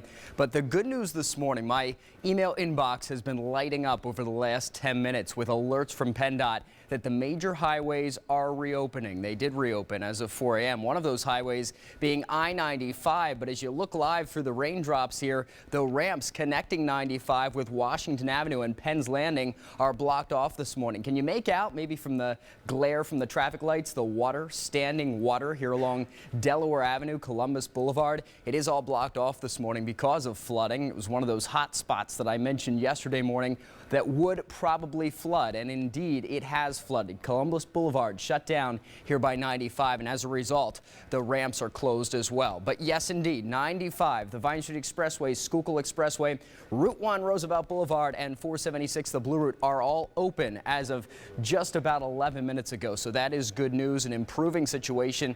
Again, we're still saying at this point, don't head out if you don't have to, if you're not part of that essential personnel grouping of people, because the winds are still really strong. We expect to see even more trees and wires come down throughout the day today. I kind of blew over here from the hotel just a little bit ago. There's very little walking involved this morning. It is very gusty at this point. Let's look live now at the Kelly Drive here in East Falls, close to where Catherine Scott has been located much of the morning. She's now on her way down to Penn's Landing to look at that Columbus Boulevard flooding. But this is the Kelly Drive, as she's been saying, blocked off for just a short stretch here by Midvale Avenue, by Johnny Manana's, where it is up on Ridge Avenue. Kelly Drive blocked off for a short stretch. We had flooding last night across the river on the MLK West River Drive, so I would expect that to remain closed as well. If you must travel this morning, head for 76, the Schuylkill Expressway, instead of the drives at this point. Let's talk some more about 95, specifically the Scudder Falls Bridge, where we're hearing they're doing some utility repairs this morning. So that is blocked off. No access between Bucks County and Mercer County. Scudder Falls Bridge out of commission at this point, with the speeds on 95 in the 40s. Down to the Turnpike, where the news is not much better on the Delaware River Bridge, connecting the Pennsylvania Turnpike with the New Jersey Turnpike. That bridge also out of commission. If you're coming east on the PA Turnpike, you're forced off at Del Val. You can't cross the bridge into New New Jersey. Elsewhere on the turnpike, as was the case during last evening's commute, the Fort Washington interchange at 309 is still completely shut down. If you have to be out and about on the PA Turnpike and would normally exit at Fort Washington, you can't do that at this point. You can exit at Norristown or continue on to 611 Willow Grove. But again, those ramps at Fort Washington remain blocked, and several of the service plazas along the turnpike, including the Valley Forge Service Plaza, are closed this morning. They don't have power, so no services at the Valley Forge Service Plaza as well as the Peter J. Camille Service Plaza. And here in King of Prussia, we still have this sinkhole right in the construction zone, and it sounds like it's going to be here for a while, closing Henderson Road between Solon Boulevard and Church Road. It's a bad spot because that's a cut through to 202 for a lot of people. That's expected to be closed the rest of the week. Head for South Gulf Road instead. All right, let's talk bridges. So you know that most of them were blocked to all but essential traffic overnight. Did you catch that car just headed eastbound here on our good buddy Ben, the Ben Franklin Bridge into Camden? I believe the bridges are in the process of reopening, even though we see very light traffic at this point. But even once all these DRPA bridges are reopened, we're still going to have restrictions in terms of cars that are pulling trailers. That won't be allowed. Motorcycles also won't be allowed. There likely will still be speed restrictions as well. The Tacony Palmyra and Burlington Bristol bridges are open, but with those sort of restrictions in effect there as well. Meanwhile, down the shore, there are lots of roads that are not open and probably won't be open for quite a while, including the Garden State Parkway, still shut down for about 130 miles the whole way from the New Jersey Turnpike on down to exit 1 in Cape May down at the southern terminus. Also the AC Expressway's eastern terminus, that's from about exit 5 on into AC, and the casinos remain shut down, as well as roads like Route 30. Actually, Route 30, the White Horse Pike, washed out last evening there in Absecon, so that roadway is going to be out of commission for quite a while. 49, 52, 152. If you're connecting using the 9th Street Bridge between Summers Point and Ocean City, well, you still can't do that at this point this morning. And let's talk mass transit. Again, most of these lines out of commission again today, or at least for the first part of the day, including NJT and PATCO, Amtrak, Regional Rails. All of SEPTA still not running through at least early afternoon, if not longer. The only SEPTA services that are available are those services for dialysis patients once again today. We'll talk some more. Matt and Nydia in the next few minutes. Thanks, all right, Matt. Thanks. Let's talk about power outages real quick. Just got some updated numbers from PECO, and this is just covering southeastern Pennsylvania, including Philadelphia. More than 500,000 people without power. The number 585,000, most of them in Bucks County with 185,000. We also have people in Chester County, Delaware County, Montgomery County, Philadelphia. So if you don't have power and somehow you're still able to watch us or listen to us, you're not alone, and they're out there and they're going to be working on it throughout the day once conditions allow it. And they have crews from Louisiana and Chicago and all over the country helping them out today. So I know they're working as quickly as possible with all the manpower they possibly could have at their disposal. You know, ABC News reporter TJ Winnick wrote out the storm in Cape May. He has the Jersey Shore story plus what Sandy did to New York City. Sandy made landfall in southern New Jersey this evening, packing 80-mile-per-hour winds. Record-breaking high tides and rough surf battered the coastline. Roads washed away by storm surge and flooding. Water poured into ground zero in New York. In Rockaway Park, Queens, emergency crews scrambled to rescue people trapped in buildings near a fire raging out of control. While in Manhattan, more than 200 patients had to be evacuated and moved to other facilities. The one thing that we had not counted on, New York University's hospital backup power, in spite of them being assuring us that it's been tested, stopped working. More than 3 million people are without power in 11 states. Part of the city that never sleeps is in the dark. The wall of a 4-story building collapsed in lower Manhattan, exposing apartments inside. No one was injured. But at least 7 storm-related deaths have been reported in Connecticut, Maryland, and 5 in New York, including 3 children. Public transportation for more than 12 million people came to a halt in New York, Philadelphia, and Washington, D.C. And when the eye of the storm passed over Atlantic City, the winds abated, clouds parted, and the full moon came out. 60 million people will be impacted by this storm. FEMA has already pledged over $3.5 billion for the cleanup if necessary. TJ Winnick, ABC News, Cape May, New Jersey. We have have more new video now. This is the Darby Creek in Lansdowne, Delaware County. The water rising, but no serious flooding reported there yet. This is really good news. As you know, this is usually the scene of a lot of flooding here. Of course, the Darby Creek caused that serious flooding, most notably in 1999 with Hurricane Floyd. You'll recall back then one person was killed here. Hundreds of homes and businesses were flooded. I think the number was about 80.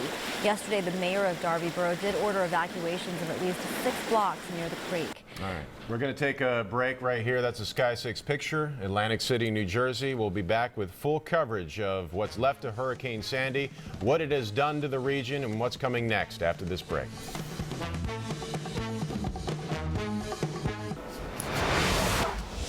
Now you've got Flight Tracker, the big board. Yeah, Nydia, every morning, I don't know if we have my mic on yet, but You have mine if you want. oh, you gotta. Can you stand over here, David? Maybe it'll be a little bit better. Oh dear. I can hear you, Matt. There we go. You have this right? Yeah, we're going to try and get some other mic. Oh, here we go. Here we go. All right. Thank David. One of them's working. Talk about the Action News team here. That's an example right there. Now, every morning we take a look at the flight activity, and we use this Flight Explorer program. And while I'm talking, I put this on right here, and we show you where the flights are and where they're going. And it's really a neat program that we use here in the big board. This right here is what's called the surface summary, and what it does is it shows us where all the problems would be if you're a pilot and you're trying to fly across the country. And obviously, we're picking up the activity here from what's left of Hurricane Sandy, some of it over the Ohio, Pennsylvania, and West Virginia. Here's another tool that we have here. We can check what delays we have according to the FAA, and I know you can't really see it right here, but basically, all these green dots are all the airports across the country, and green means good. That means that they're open, and that includes Philadelphia International. It is open right now, even though they've canceled a lot of flights today, canceled all of them yesterday. But you see right here, we have some blue dots, one down there, that's Atlantic City Airport, that's closed. Blue dots over here, all the North Jersey airports, including Newark Liberty, closed, and then we have the airports in New York City, JFK, LaGuardia, are closed right now due to what's happening with Sandy. Let's widen out, and we'll put the radar over the screen here too. Now check this out. First of all, this is the number, and I know you can't see it here, but we get the number of how many planes are over the skies at this moment. And the number right here we're getting is 851. Usually at this time of day, usually we do it about this time of day during Action News at 4:30, we have at least 1,100 flights over the skies. So there is an absence of nearly 300 flights, and that's mainly due to the fact that all these airports are either closed or not allowing service right now. And the other thing that I want to show you right here is these are all icons showing the planes where they are at this moment. And look at this area right here. This is the busiest area in the entire country when it comes to air travel, and there is not one plane over the skies right now because all the airports are either closed or not servicing, and also because you don't want to fly an airplane into an area that had a hurricane go through. So some really impressive pictures here across the country. All the flights here in the Midwest still going, but over here in the Northeast, nothing really is happening in terms of air travel, and that's a good thing, and we expect normalcy to occur possibly sometime tomorrow, if not later on, in terms of getting these flights back up and get a lot of these people out of these airports and to where they need to go. Nydia, back to you. All right, thanks a lot, Matt. You know, we told you that the DRPA bridges would reopen at 4 a.m., but they are actually still closed to non-essential personnel. 4:23 right now. Again, the bridges are still closed to non-essential personnel. So if you were planning on taking the Ben Franklin Bridge, the Betsy Ross, the Walt Whitman, etc., make sure that you know, still advise that the bridges are still closed. Of course, motorcycles and heavy trucks still banned as well. I want to show you some video now. A tree took a heavy toll on this car in Wilmington, Delaware. It crushed the sedan on the 500 block of Ferris Street. We don't have any words of injuries here, but there is some serious damage, obviously, to this person's car. A large tree fell across Henry Avenue in Roxborough. This is one of the major problems we're experiencing all over our area right now. Now, drivers were trying to go get a cup of coffee when they found these branches strewn across all 4 lanes, blocking their path. It's not getting the water, but we definitely got the wind. There's trees down all over here. So I'm putting it back in the middle, as far away from the trees as I can get tonight. That doesn't belong. Yeah, and that's really the advice here. If you can, keep your cars parked away from large trees, because again, there's going to continue to be a problem throughout the day. Now, you can see to help clear a path, you had to pull a lost bumper off of Henry Drive there. In about an hour and a half from now, maybe a little later, Philadelphia Mayor Michael Nutter is going to stop by our 6 ABC studios to give us an update about what's going on in Philadelphia. He stopped by the station a couple of times. In fact, the last time was early this morning. He talked to our Jim Gardner about how the city is faring through the storm.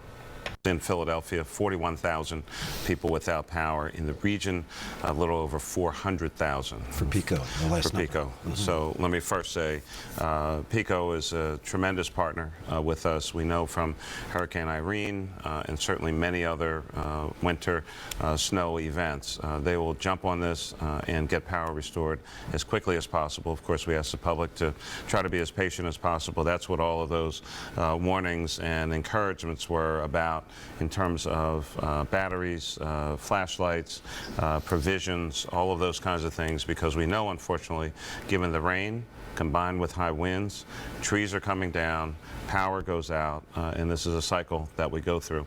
Our experience last year with Hurricane Irene is that PECO was able to get Philadelphia up and running pretty quickly, as well as all the folks in the region. We expect the same this time. They do a great job. You've had experience with Irene. Yep. You've had some on-the-job experience. Just a little bit. You had a long time planning for this because you knew far in advance that this was going to happen. Having said all that, were there any surprises this time around once the storm started coming in? Not really. You know, the planning for this, as you mentioned, has been in place for some time. We had the experience from Irene. We've had all kinds of other storms and winter events, but every one of these is different. And this one, we expected a little more wind from Irene than Irene, and also that this was, at least initially, was going to be a slower moving storm, could stay with us longer than Irene did, and we're still anticipating the impact of the storm in Philadelphia. We've been in that track, we've been in that path for a long, long period of time. We'll see that overnight, and as was mentioned in the weather forecast, that will really tell us by the morning, certainly by the time the sun comes up, what the real damage has been. We're concerned about coastal flooding along the Delaware River. The record there is 10.5 feet. We're anticipating 10 feet by about 2 a.m. this morning, so we're monitoring that.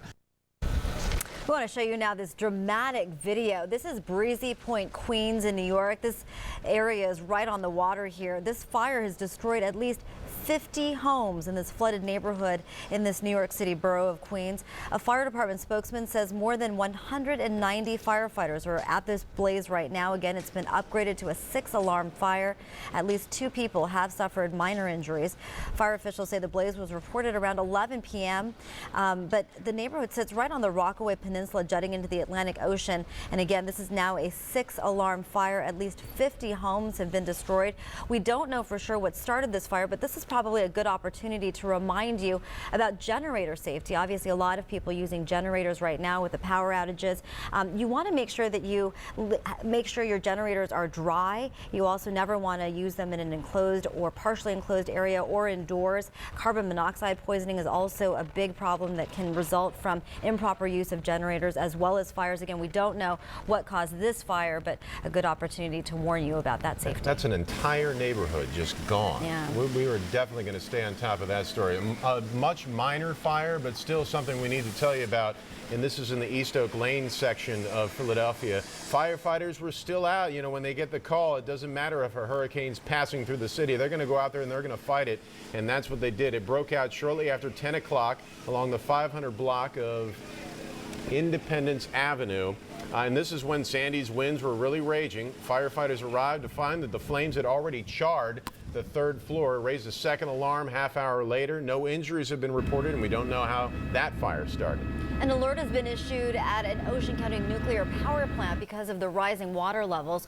Oyster Creek in Lacey Township is currently offline for maintenance, but officials declared an unusual event around 7 p.m. That moved up to an alert just before 9, which is still a low warning level. Federal officials say all plants, though, remain safe. All right, we continue to get updated information about what's going on with the roads, with the schools, and with a lot of these emergency situations, we'll get some more video coming up. Let's give you a Sky 6 picture before we head to this break, and that is, what's that, I-95? Yes, which reopened at 4 a.m. about a half an hour ago, but if you are on a motorcycle or if you're in a large truck, can't go over the bridges just yet, but they open as well at 4 a.m. to other vehicles, and we'll have more updates coming up after this break.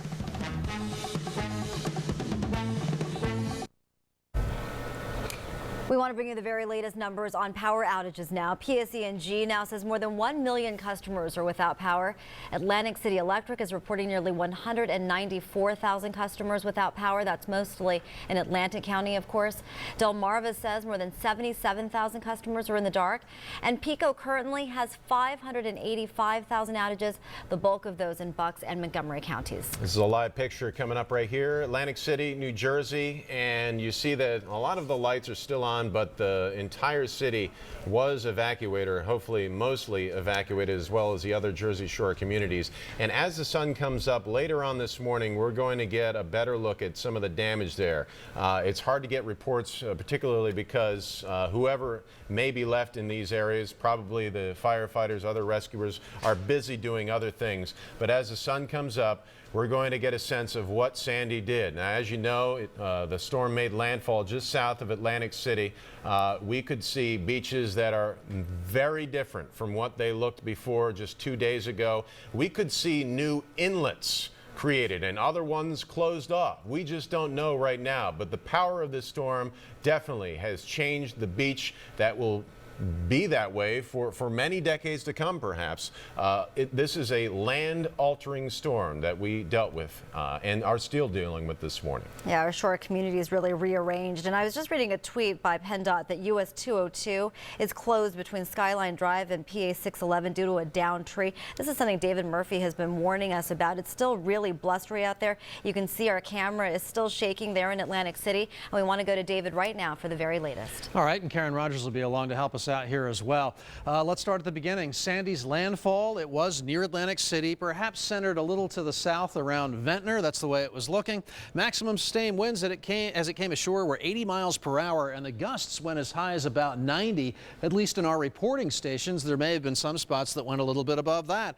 And this was the strongest storm to hit New Jersey since 1903, and as promised, it brought a lot of rain and a lot of wind into play. However, as we take a look at Storm Tracker 6 Live HD right now, you can see that the rain, which yesterday was featuring big bands of yellow heavy rain coming across from the ocean, is now not only showing lighter shades of green, but this you gotta love. There are actually breaks here and there where it's not raining at all. So we are seeing the rain die down. That is definitely good news. The wider view on Storm Tracker 6 Live 3D also shows that the center of the storm continues to really surge toward western Pennsylvania, and then it'll take that hook off to the north. The turn to the north is actually farther west than was originally projected, and this storm in the meantime is still really scooting its way across the state. So that's part of the reason why the rain is dying down pretty early in the game here. However, the winds wrapping around that storm are still very, very strong, and we are still looking at a very gusty wind pattern, especially for the next several hours. Between now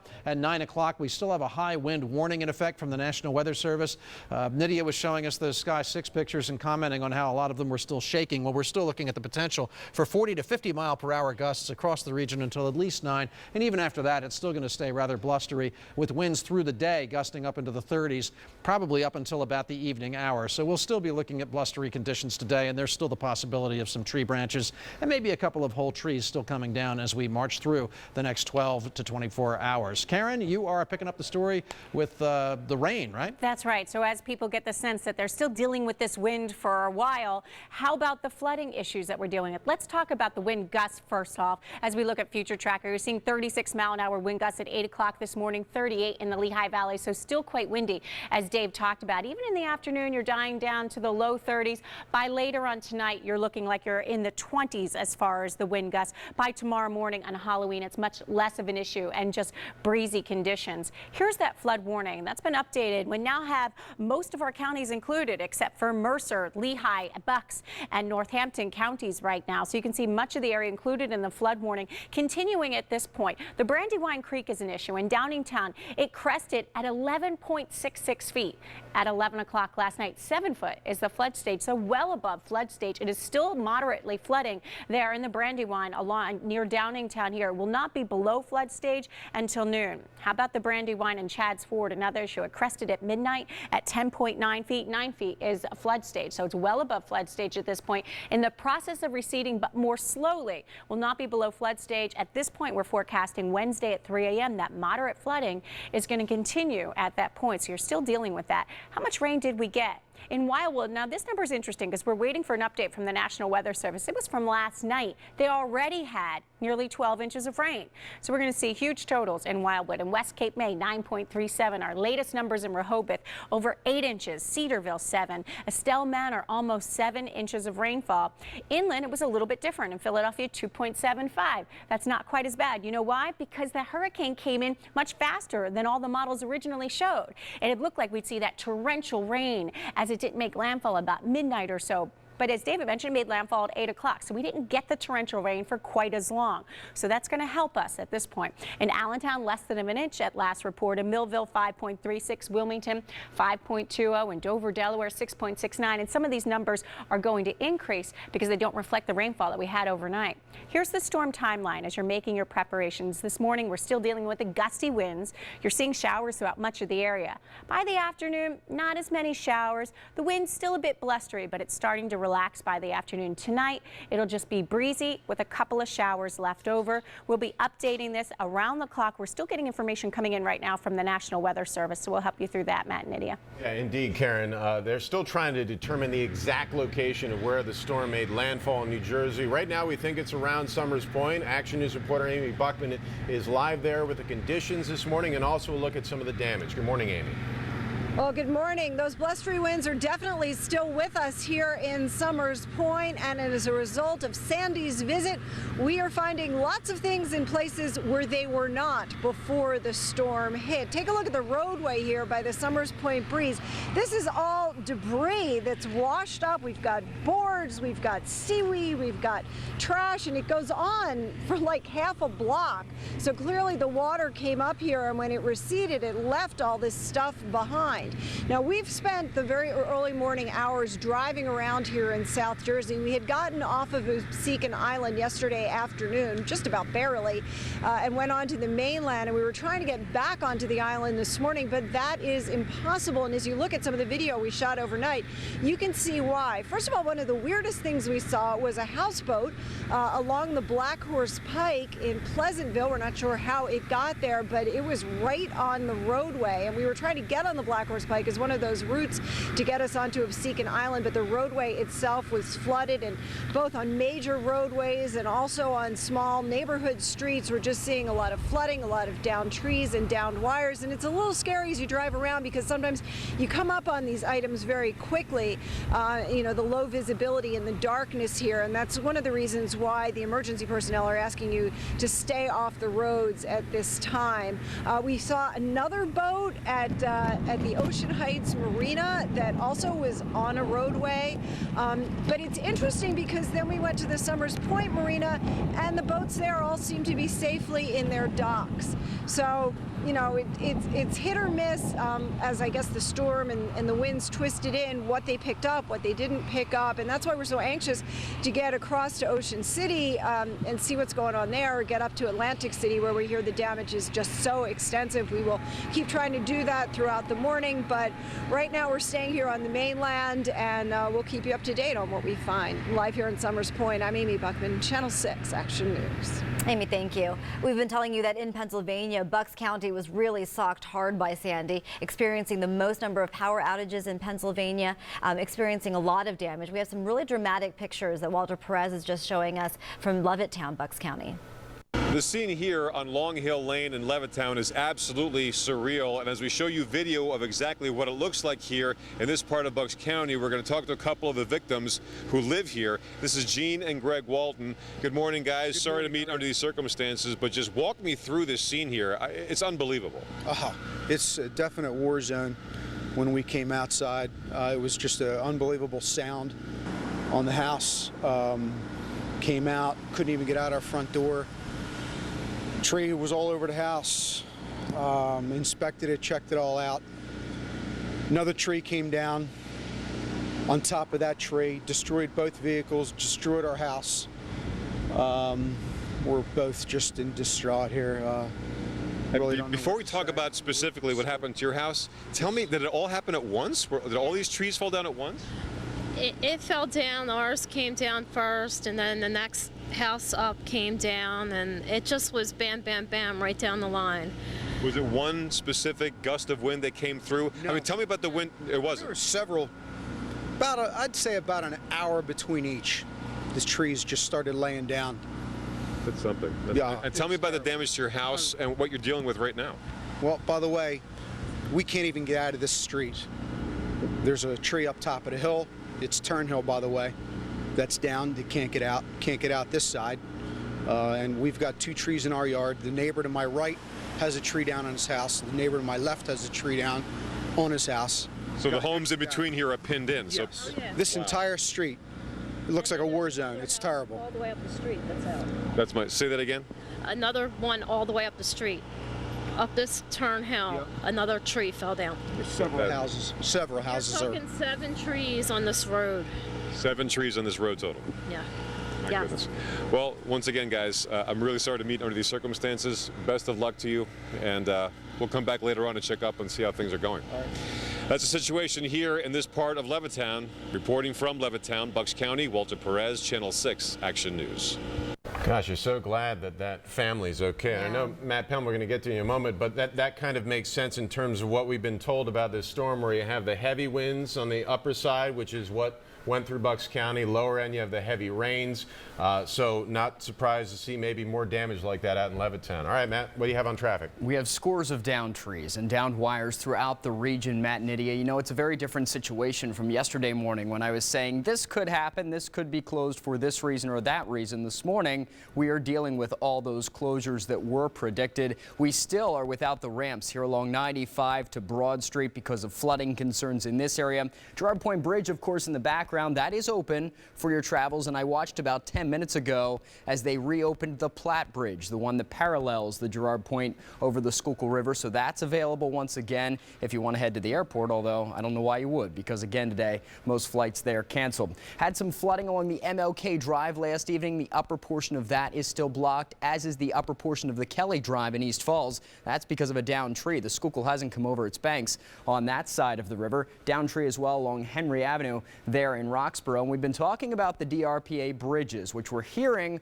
are officially still closed to everybody except emergency and essential personnel. We're hoping that they reopen them shortly. We know that when they do, there will still be the ban on trailers and motorcycles on those bridges. Now, the Tacony-Palmyra Bridge is open, headed into Philadelphia, but headed into New Jersey, it's closed because of some flooding on the New Jersey side. Burlington-Bristol Bridge is open if you need to travel between Bucks County and Burlington County this morning. And we've gotten word that 95, the Scudder Falls Bridge between Bucks and Mercer counties, has reopened. They were doing some utility repairs there overnight. They've wrapped up that work, so you're back in business there on the Scudder Falls Bridge. But if you're taking the PA Turnpike, it sounds like the Delaware River Bridge connecting the PA Turnpike with the New Jersey Turnpike is still out of commission. You can't use that. If you're coming eastbound on the Turnpike, you have to bail out at Del Val because you can't get across the river in that location. You also still cannot exit the Turnpike at Fort Washington. Those ramps underwater, not in the same way they were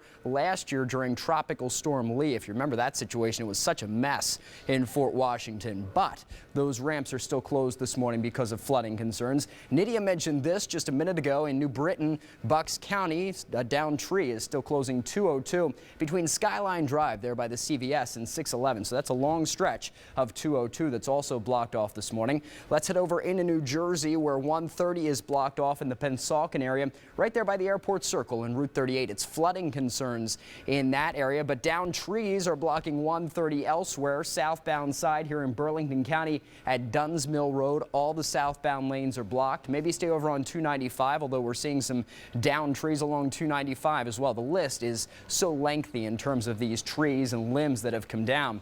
On the northbound side of 130 at Florence Columbus Road, there's a downed tree. Sounds like that's only blocking the acceleration lane. So it sounds like on the northbound side there in Burlington County you can get by, but you're not getting by here in Burlington County. Pemberton Township along 70 still have the downed trees from last night east of the 4-mile circle, blocking all lanes of traffic in that area. Now down the shore, the problems continue and are likely to continue for quite a while, unfortunately.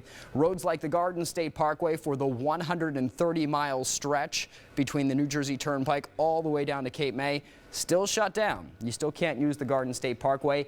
Eastern end of the AC Expressway is still closed from exit 5 on into AC. Also have more of the local roads like Route 30, the Whitehorse Pike and Absecon. That's closed and is going to be closed for a while because the storms last night and the flooding washed out some of the roadway. Routes 49, 52, 152 also still all out of commission. And you're still not having any luck this morning with mass transit. And it looks like for the duration of the morning rush, you're going to be without all of these mass transit services, including NJT, Patco, Amtrak still not running trains on the Northeast Corridor, and SEPTA once again canceling all service at least through early this afternoon. We've been telling you how they have to get out there and do their inspections, which takes somewhere between 6 and 8 hours to complete. So early afternoon is the earliest possible time you could see some of those SEPTA services resuming operation. But at least for the morning rush, you're without them, except for the dialysis services, which are running. But for the most part, SEPTA's out of commission again on this Tuesday. It is a very rough traffic situation if you have to head out this morning. Matt and Nydia, again, we're recommending that you just don't if you don't have to. All right, another good day to stay at home. Thanks so much. We want to take you now to John Rollins. He's live in Old Newcastle, Delaware with some dramatic new rescue video. This is in the Strands neighborhood. This was under a mandatory evacuation order, right, John? Well, that's correct. First of all, good morning, Nydia. And we are in the wharf area right now where the wind is still kicking up. You can see the Delaware River behind me here. You can still see that there is, I guess you would call them white caps that are sort of flashing up there at this point in time. The good news is that the tide is going down. It was not the case between 1:30 and 2:30 this morning when, in effect, what happened was a conspiracy basically of the tide and the high wind here to drive water up into some of the nicer sections here of Old Newcastle where some folks had been under evacuation orders. They had certainly been been told that they needed to leave earlier. Some of them did not. As that water came up around them, then firefighters with the Goodwill Fire Company here had to get into action and help people out. We were told about 5 to 6 people were taken out of there at that point in time, were affected, in effect, rescued. We could pick up the story with J.J. Farnham, who is with the fire company, who picks up the story and tells us sort of what went on at that point in time. Let's see if we can hear it. Basically what happened was, in combination with the high tide, the winds just hit it just right. As you see, we're still having about 40, 50 mile an hour gusts here. And it just pushed the tide right up into the city, on the outskirts of the city. All right, those folks are now safe and sound, those folks who are rescued by the fire company. They're at a local Red Cross center here, and that should be a real good situation. And as for the tide there, as we said, it is receding. We're headed toward a low tide, I guess sometime after 6:20 this evening, or this morning rather, is when the low tide will be. And that's the situation right now here in historic Old Newcastle. Back to you all. All right, John, thanks so much. Keep us posted on what's going on in Newcastle. Wait till you hear this one, all right? Someone thought it would be a great idea to get on an ATV and start riding around in Delaware, basically at the height of this storm, and it crashed. This happened at 3 a.m. when you had winds blowing, you had rain coming down on the 900 block of Wilson Road in Brandywine 100. The rider lost control. The ATV rolled around several times and landed on top of him. Now, we hope that this person survives. Right now, that person is in serious condition, but obviously, this is not the best of ideas. Plus, you had to have rescuers come over there and risk their own lives to try and save this person and secure the scene. Kind of makes you angry when you see something like that. Risking their lives as well as rescuers' lives, don't do that. It really does. Let's go to Karen now. She has some more Facebook comments. What's going on, Karen? What are people saying? Yeah, we've been asking people to share your thoughts and photos. And if you're taking your photo, just step on your front porch to make it nice and easy and certainly safe. Stay that. I want to show you this tree down in Southampton. Roxanne showed us this. The tree covering the roadway here in Roxanne, one of many throughout the area, but you get the idea. Michelle asking, will the turnpike be open this morning? This this is a way for us to help you through the morning by answering your questions. As you may have heard Matt Pellman talking about, we've got a good stretch of the New Jersey Turnpike still shut down. No word on when it's going to reopen entirely, as well as the Pennsylvania Turnpike not entirely open as well. Dawn just sending us some thanks, doing a great job. She likes watching us every morning. So thanks to people who are sharing their morning with us. And we got this one sent in by Rick. And look at this trampoline. Flew up in the air. And she said, this is why Karen said, secure your stuff. Karen and David have been talking about that, both of us. And you can see that it landed on the wires. I mean, obviously a dangerous situation right there. I want to go back and talk about some of the comments that we've gotten from people throughout the area here. Joe talking about Delaware crested here at work, Chester, PA, taking on water at the plant. So a lot of people who had to go to work really dealing with the situation there. Chris saying in Gilbertsford, PA, it's just pitch dark. He came home, there's water in the basement, some neighbors trying to help him out with that, but certainly a challenging time for people to try to do the cleanup. Lewis saying the power's still out in Abington, wind not as powerful, but still going on here, and the winds are going to continue through the day. They'll start to slacken in the afternoon just a bit, and by tonight it'll be breezy, but heard some branches cracking overnight, not a lot of rain, but such a scary situation, and certainly for people inland, the wind was more of an issue for many than the rain. Linda saying, thankfully holding her own here, electric out only for 5 hours. And I like that she said that because I guess we prepped everyone so much that they were expecting, you know, a difficult, even more situation than we already have for some. So she was able to deal with that 5 hours while others are still, obviously, so many of us without power here. She has a problem with her basement, though, because the sump pump didn't work once the power went out. Dave says they're doing pretty good in Allentown. No loss of power, no power in Whitehall. Good morning, everyone. I'm Matt O'Donnell along with Nydia Hahn, and we're going to get you the latest information on Hurricane Sandy, or at least what's left of it. We see Karen Rogers there. We see Storm Tracker 6. Let's start with some of the latest information. Good morning to you. All right. I'm going to go ahead and step in and take care of this thing, guys. We're going to start out with Storm Tracker 6 Live HD, and we do have rain bands still coming through the region, but notice how they're no longer highlighted in yellow with heavy rain the way they were before. And then we have heavy stuff off to the north, but that's not such a problem for us, and we are seeing some breaks in the action too. So things are beginning to get better out there in terms of the active rain. Unfortunately, we still have a flood warning in effect, and across the region we are looking at minor flooding across much of the immediate area. Brandywine Creek is having a little bit more of a significant problem, but there are numerous roadways around the region that took on a lot of rain overnight and late yesterday, and so there's still a concern across the region for difficulties as you try and drive or even walk around. So keep that in mind, especially in low-lying areas. Lots of flooding still going on. I mentioned the Brandywine Creek. This actually peaked or crested at midnight, but look at how far above the flood stage. 9 foot is the flood stage, and it went all the way to 13 feet. And we've got very close to major flooding, but kind of dropping back into moderate flooding now. And Brandywine Creek at Chad's Ford may not actually be all the way back down below flood stage until sometime in the wee hours of Wednesday morning.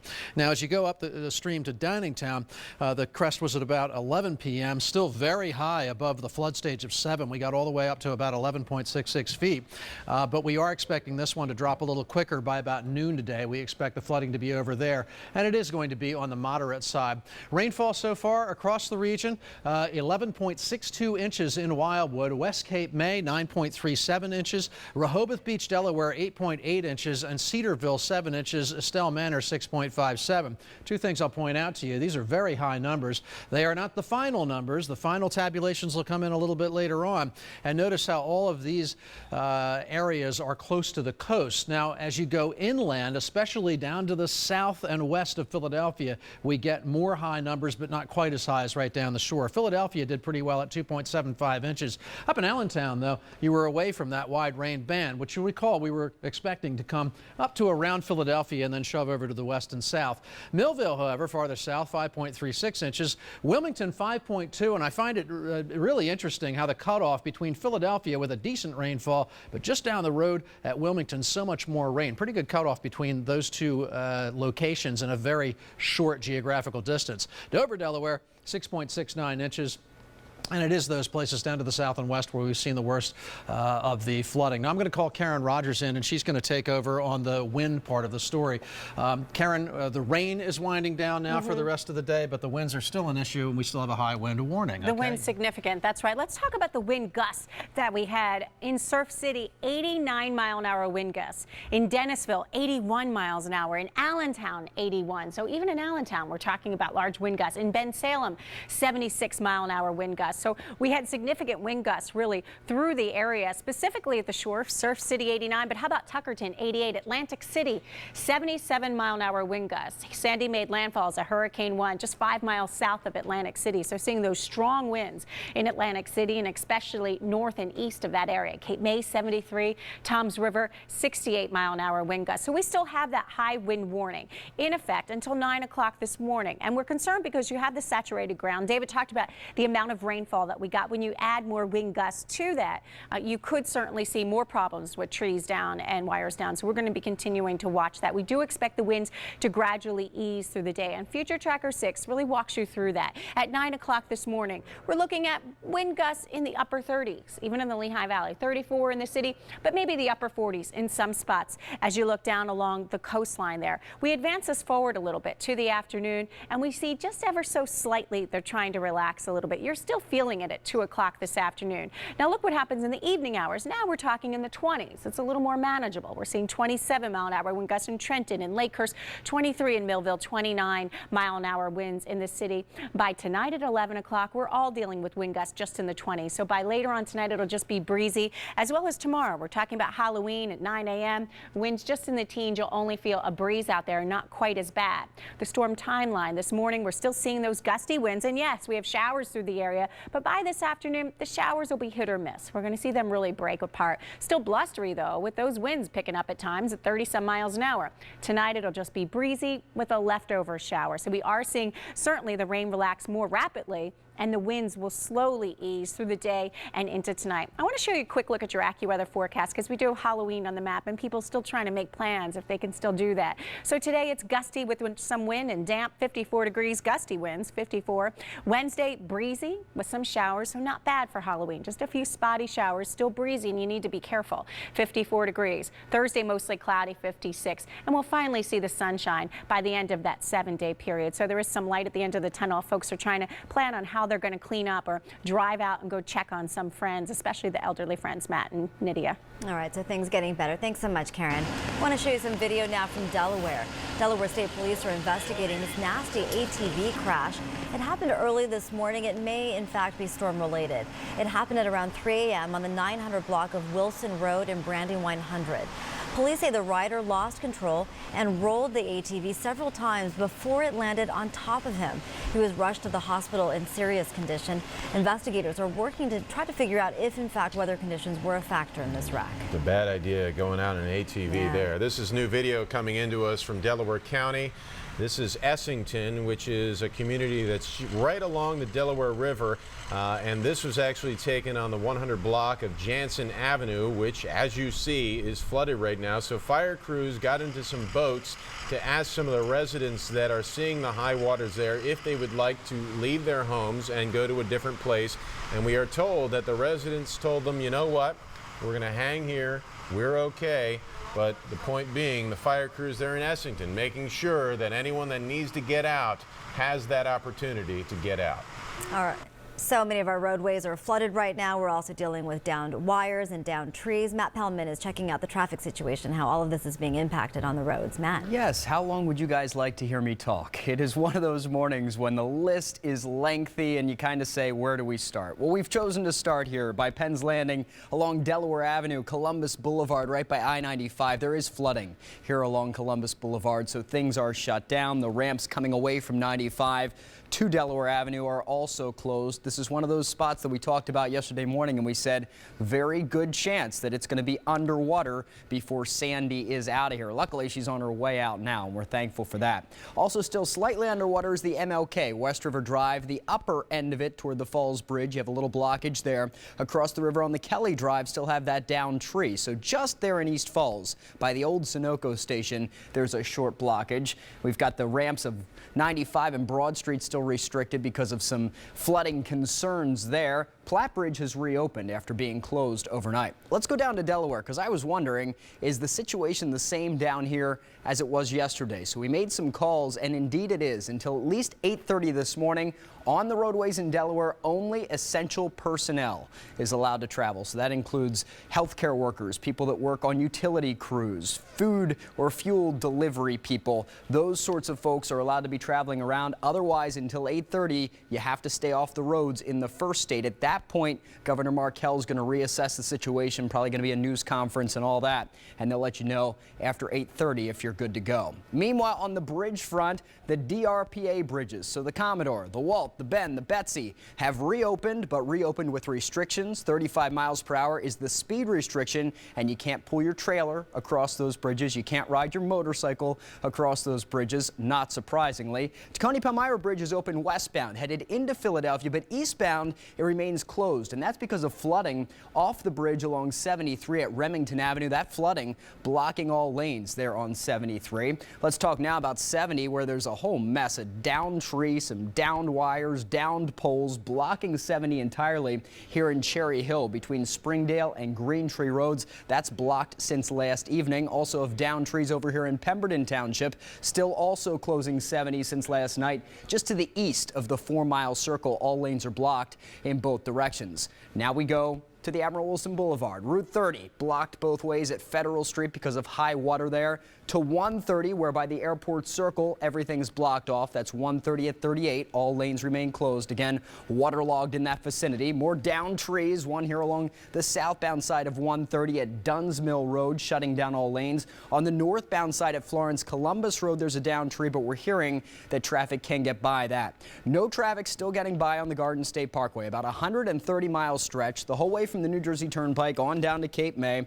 The eastern terminus of the ACX still blocked from exit 5 on into the casinos. Of course, the local roads like 30 and Absecon and 40 also remain blocked. And don't forget, you still have no service on any of the mass transit agencies, NJT, Patco, SEPTA, except for that dialysis service, all still suspended at this point. Matt and Nydia. All right, Matt, thanks so much. Let's go to Action News reporter Catherine Scott, who coincidentally is on Catherine Street in South Philadelphia. I think it's spelled differently, though. But Catherine, we have some flooding issues there in South Philadelphia. What's going on? Absolutely. We are on Catherine Street. It's about as close as we can get to Columbus Boulevard because there has been an awful lot of flooding here overnight.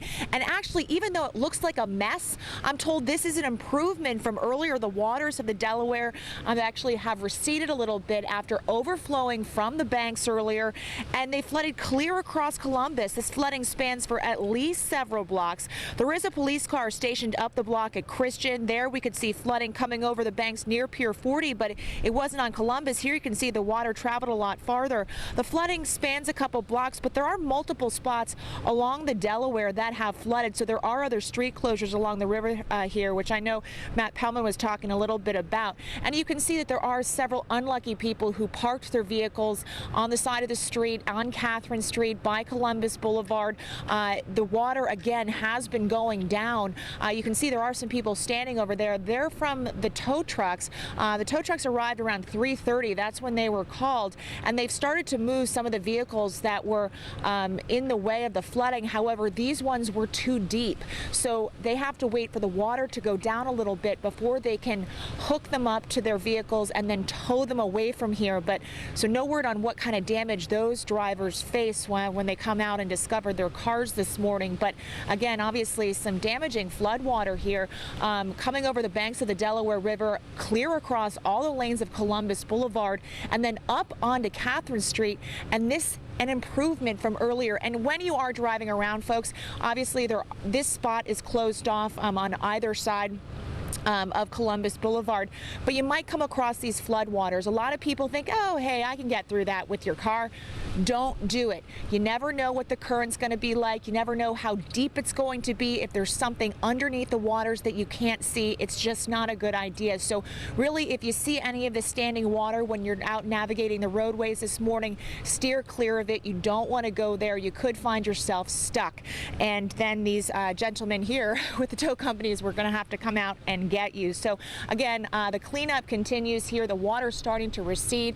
Tow trucks are on scene trying to address this issue as they have been for the last couple of hours. We're live in South Philadelphia. Catherine Scott, Channel 6 Action News. All right, Catherine, thank you. We will continue our coverage of the effects of Hurricane Sandy in just a moment, but we want to leave you now with a live picture of Atlantic City. Take a look. Again, the casinos here still shut down. Still really difficult to navigate the roadways in this area because of floodwaters. When the sun rises and we get a chance to look at the damage that Sandy left behind, it will be dramatic in this area. Of course, Sandy made landfall just south of here in Atlantic City. We will continue our coverage in just a moment. We'll be right back. It is 5:45 and we have terrifying pictures coming out of New York City, which was also impacted by Hurricane Sandy. This is along Rockaway Beach, specifically Breezy Point. Now, there are 3 fires burning along Rockaway Beach. Don't know if they're all related, but this particular one in Breezy Point has already torched 50 homes. You heard it correct. 50 homes, all in Breezy Point. 200 firefighters are there trying to put these fires out. Now, as I mentioned, there are 3 fires burning all along Rockaway Beach. And if you don't know Queens, that's the area that faces out into basically the Atlantic Ocean. It's right on the water. No idea, again, if they are related or what started them in the first place. We have to imagine that it's somehow storm related, but we don't know for sure. So once again, major fires burning in the Breezy Point section of Queens, along with a couple of other locations right there along Rockaway Boulevard. Many firefighters there trying to put them out. This actually started back at 11 o'clock last night. We'll continue to follow it for you. We also have dramatic video out of Westport, Massachusetts. Hurricane Sandy really pummeled Massachusetts. About 380,000 customers were left without power yesterday. And this video, what you saw earlier, was a good illustration of why we keep telling you to stay away from down power lines. You can see that sparking wire there. Now, Sandy's powerful winds peeled tiles off of roofs and churned up the powerful surf. Once again, near Dartmouth, about 400,000 households in Massachusetts without power. So many trees have come down all across our region. This is just one of them. Looks like a pretty big one, too. It happened in the Longcrest section of Philadelphia. Came down on a home, which is along Kerper Street. The tree split in 2. Part of it smashed windows on the 2nd and 3rd floors. Also took out a handicap ramp. You saw what's left of, I guess that was the trunk of that same tree. And a witness talked about the moment of impact. Shook the whole house when it came down. It broke all the windows upstairs. Came right into windows. A lot of damage here to deal with, but we are happy to report that no one was injured by that falling tree.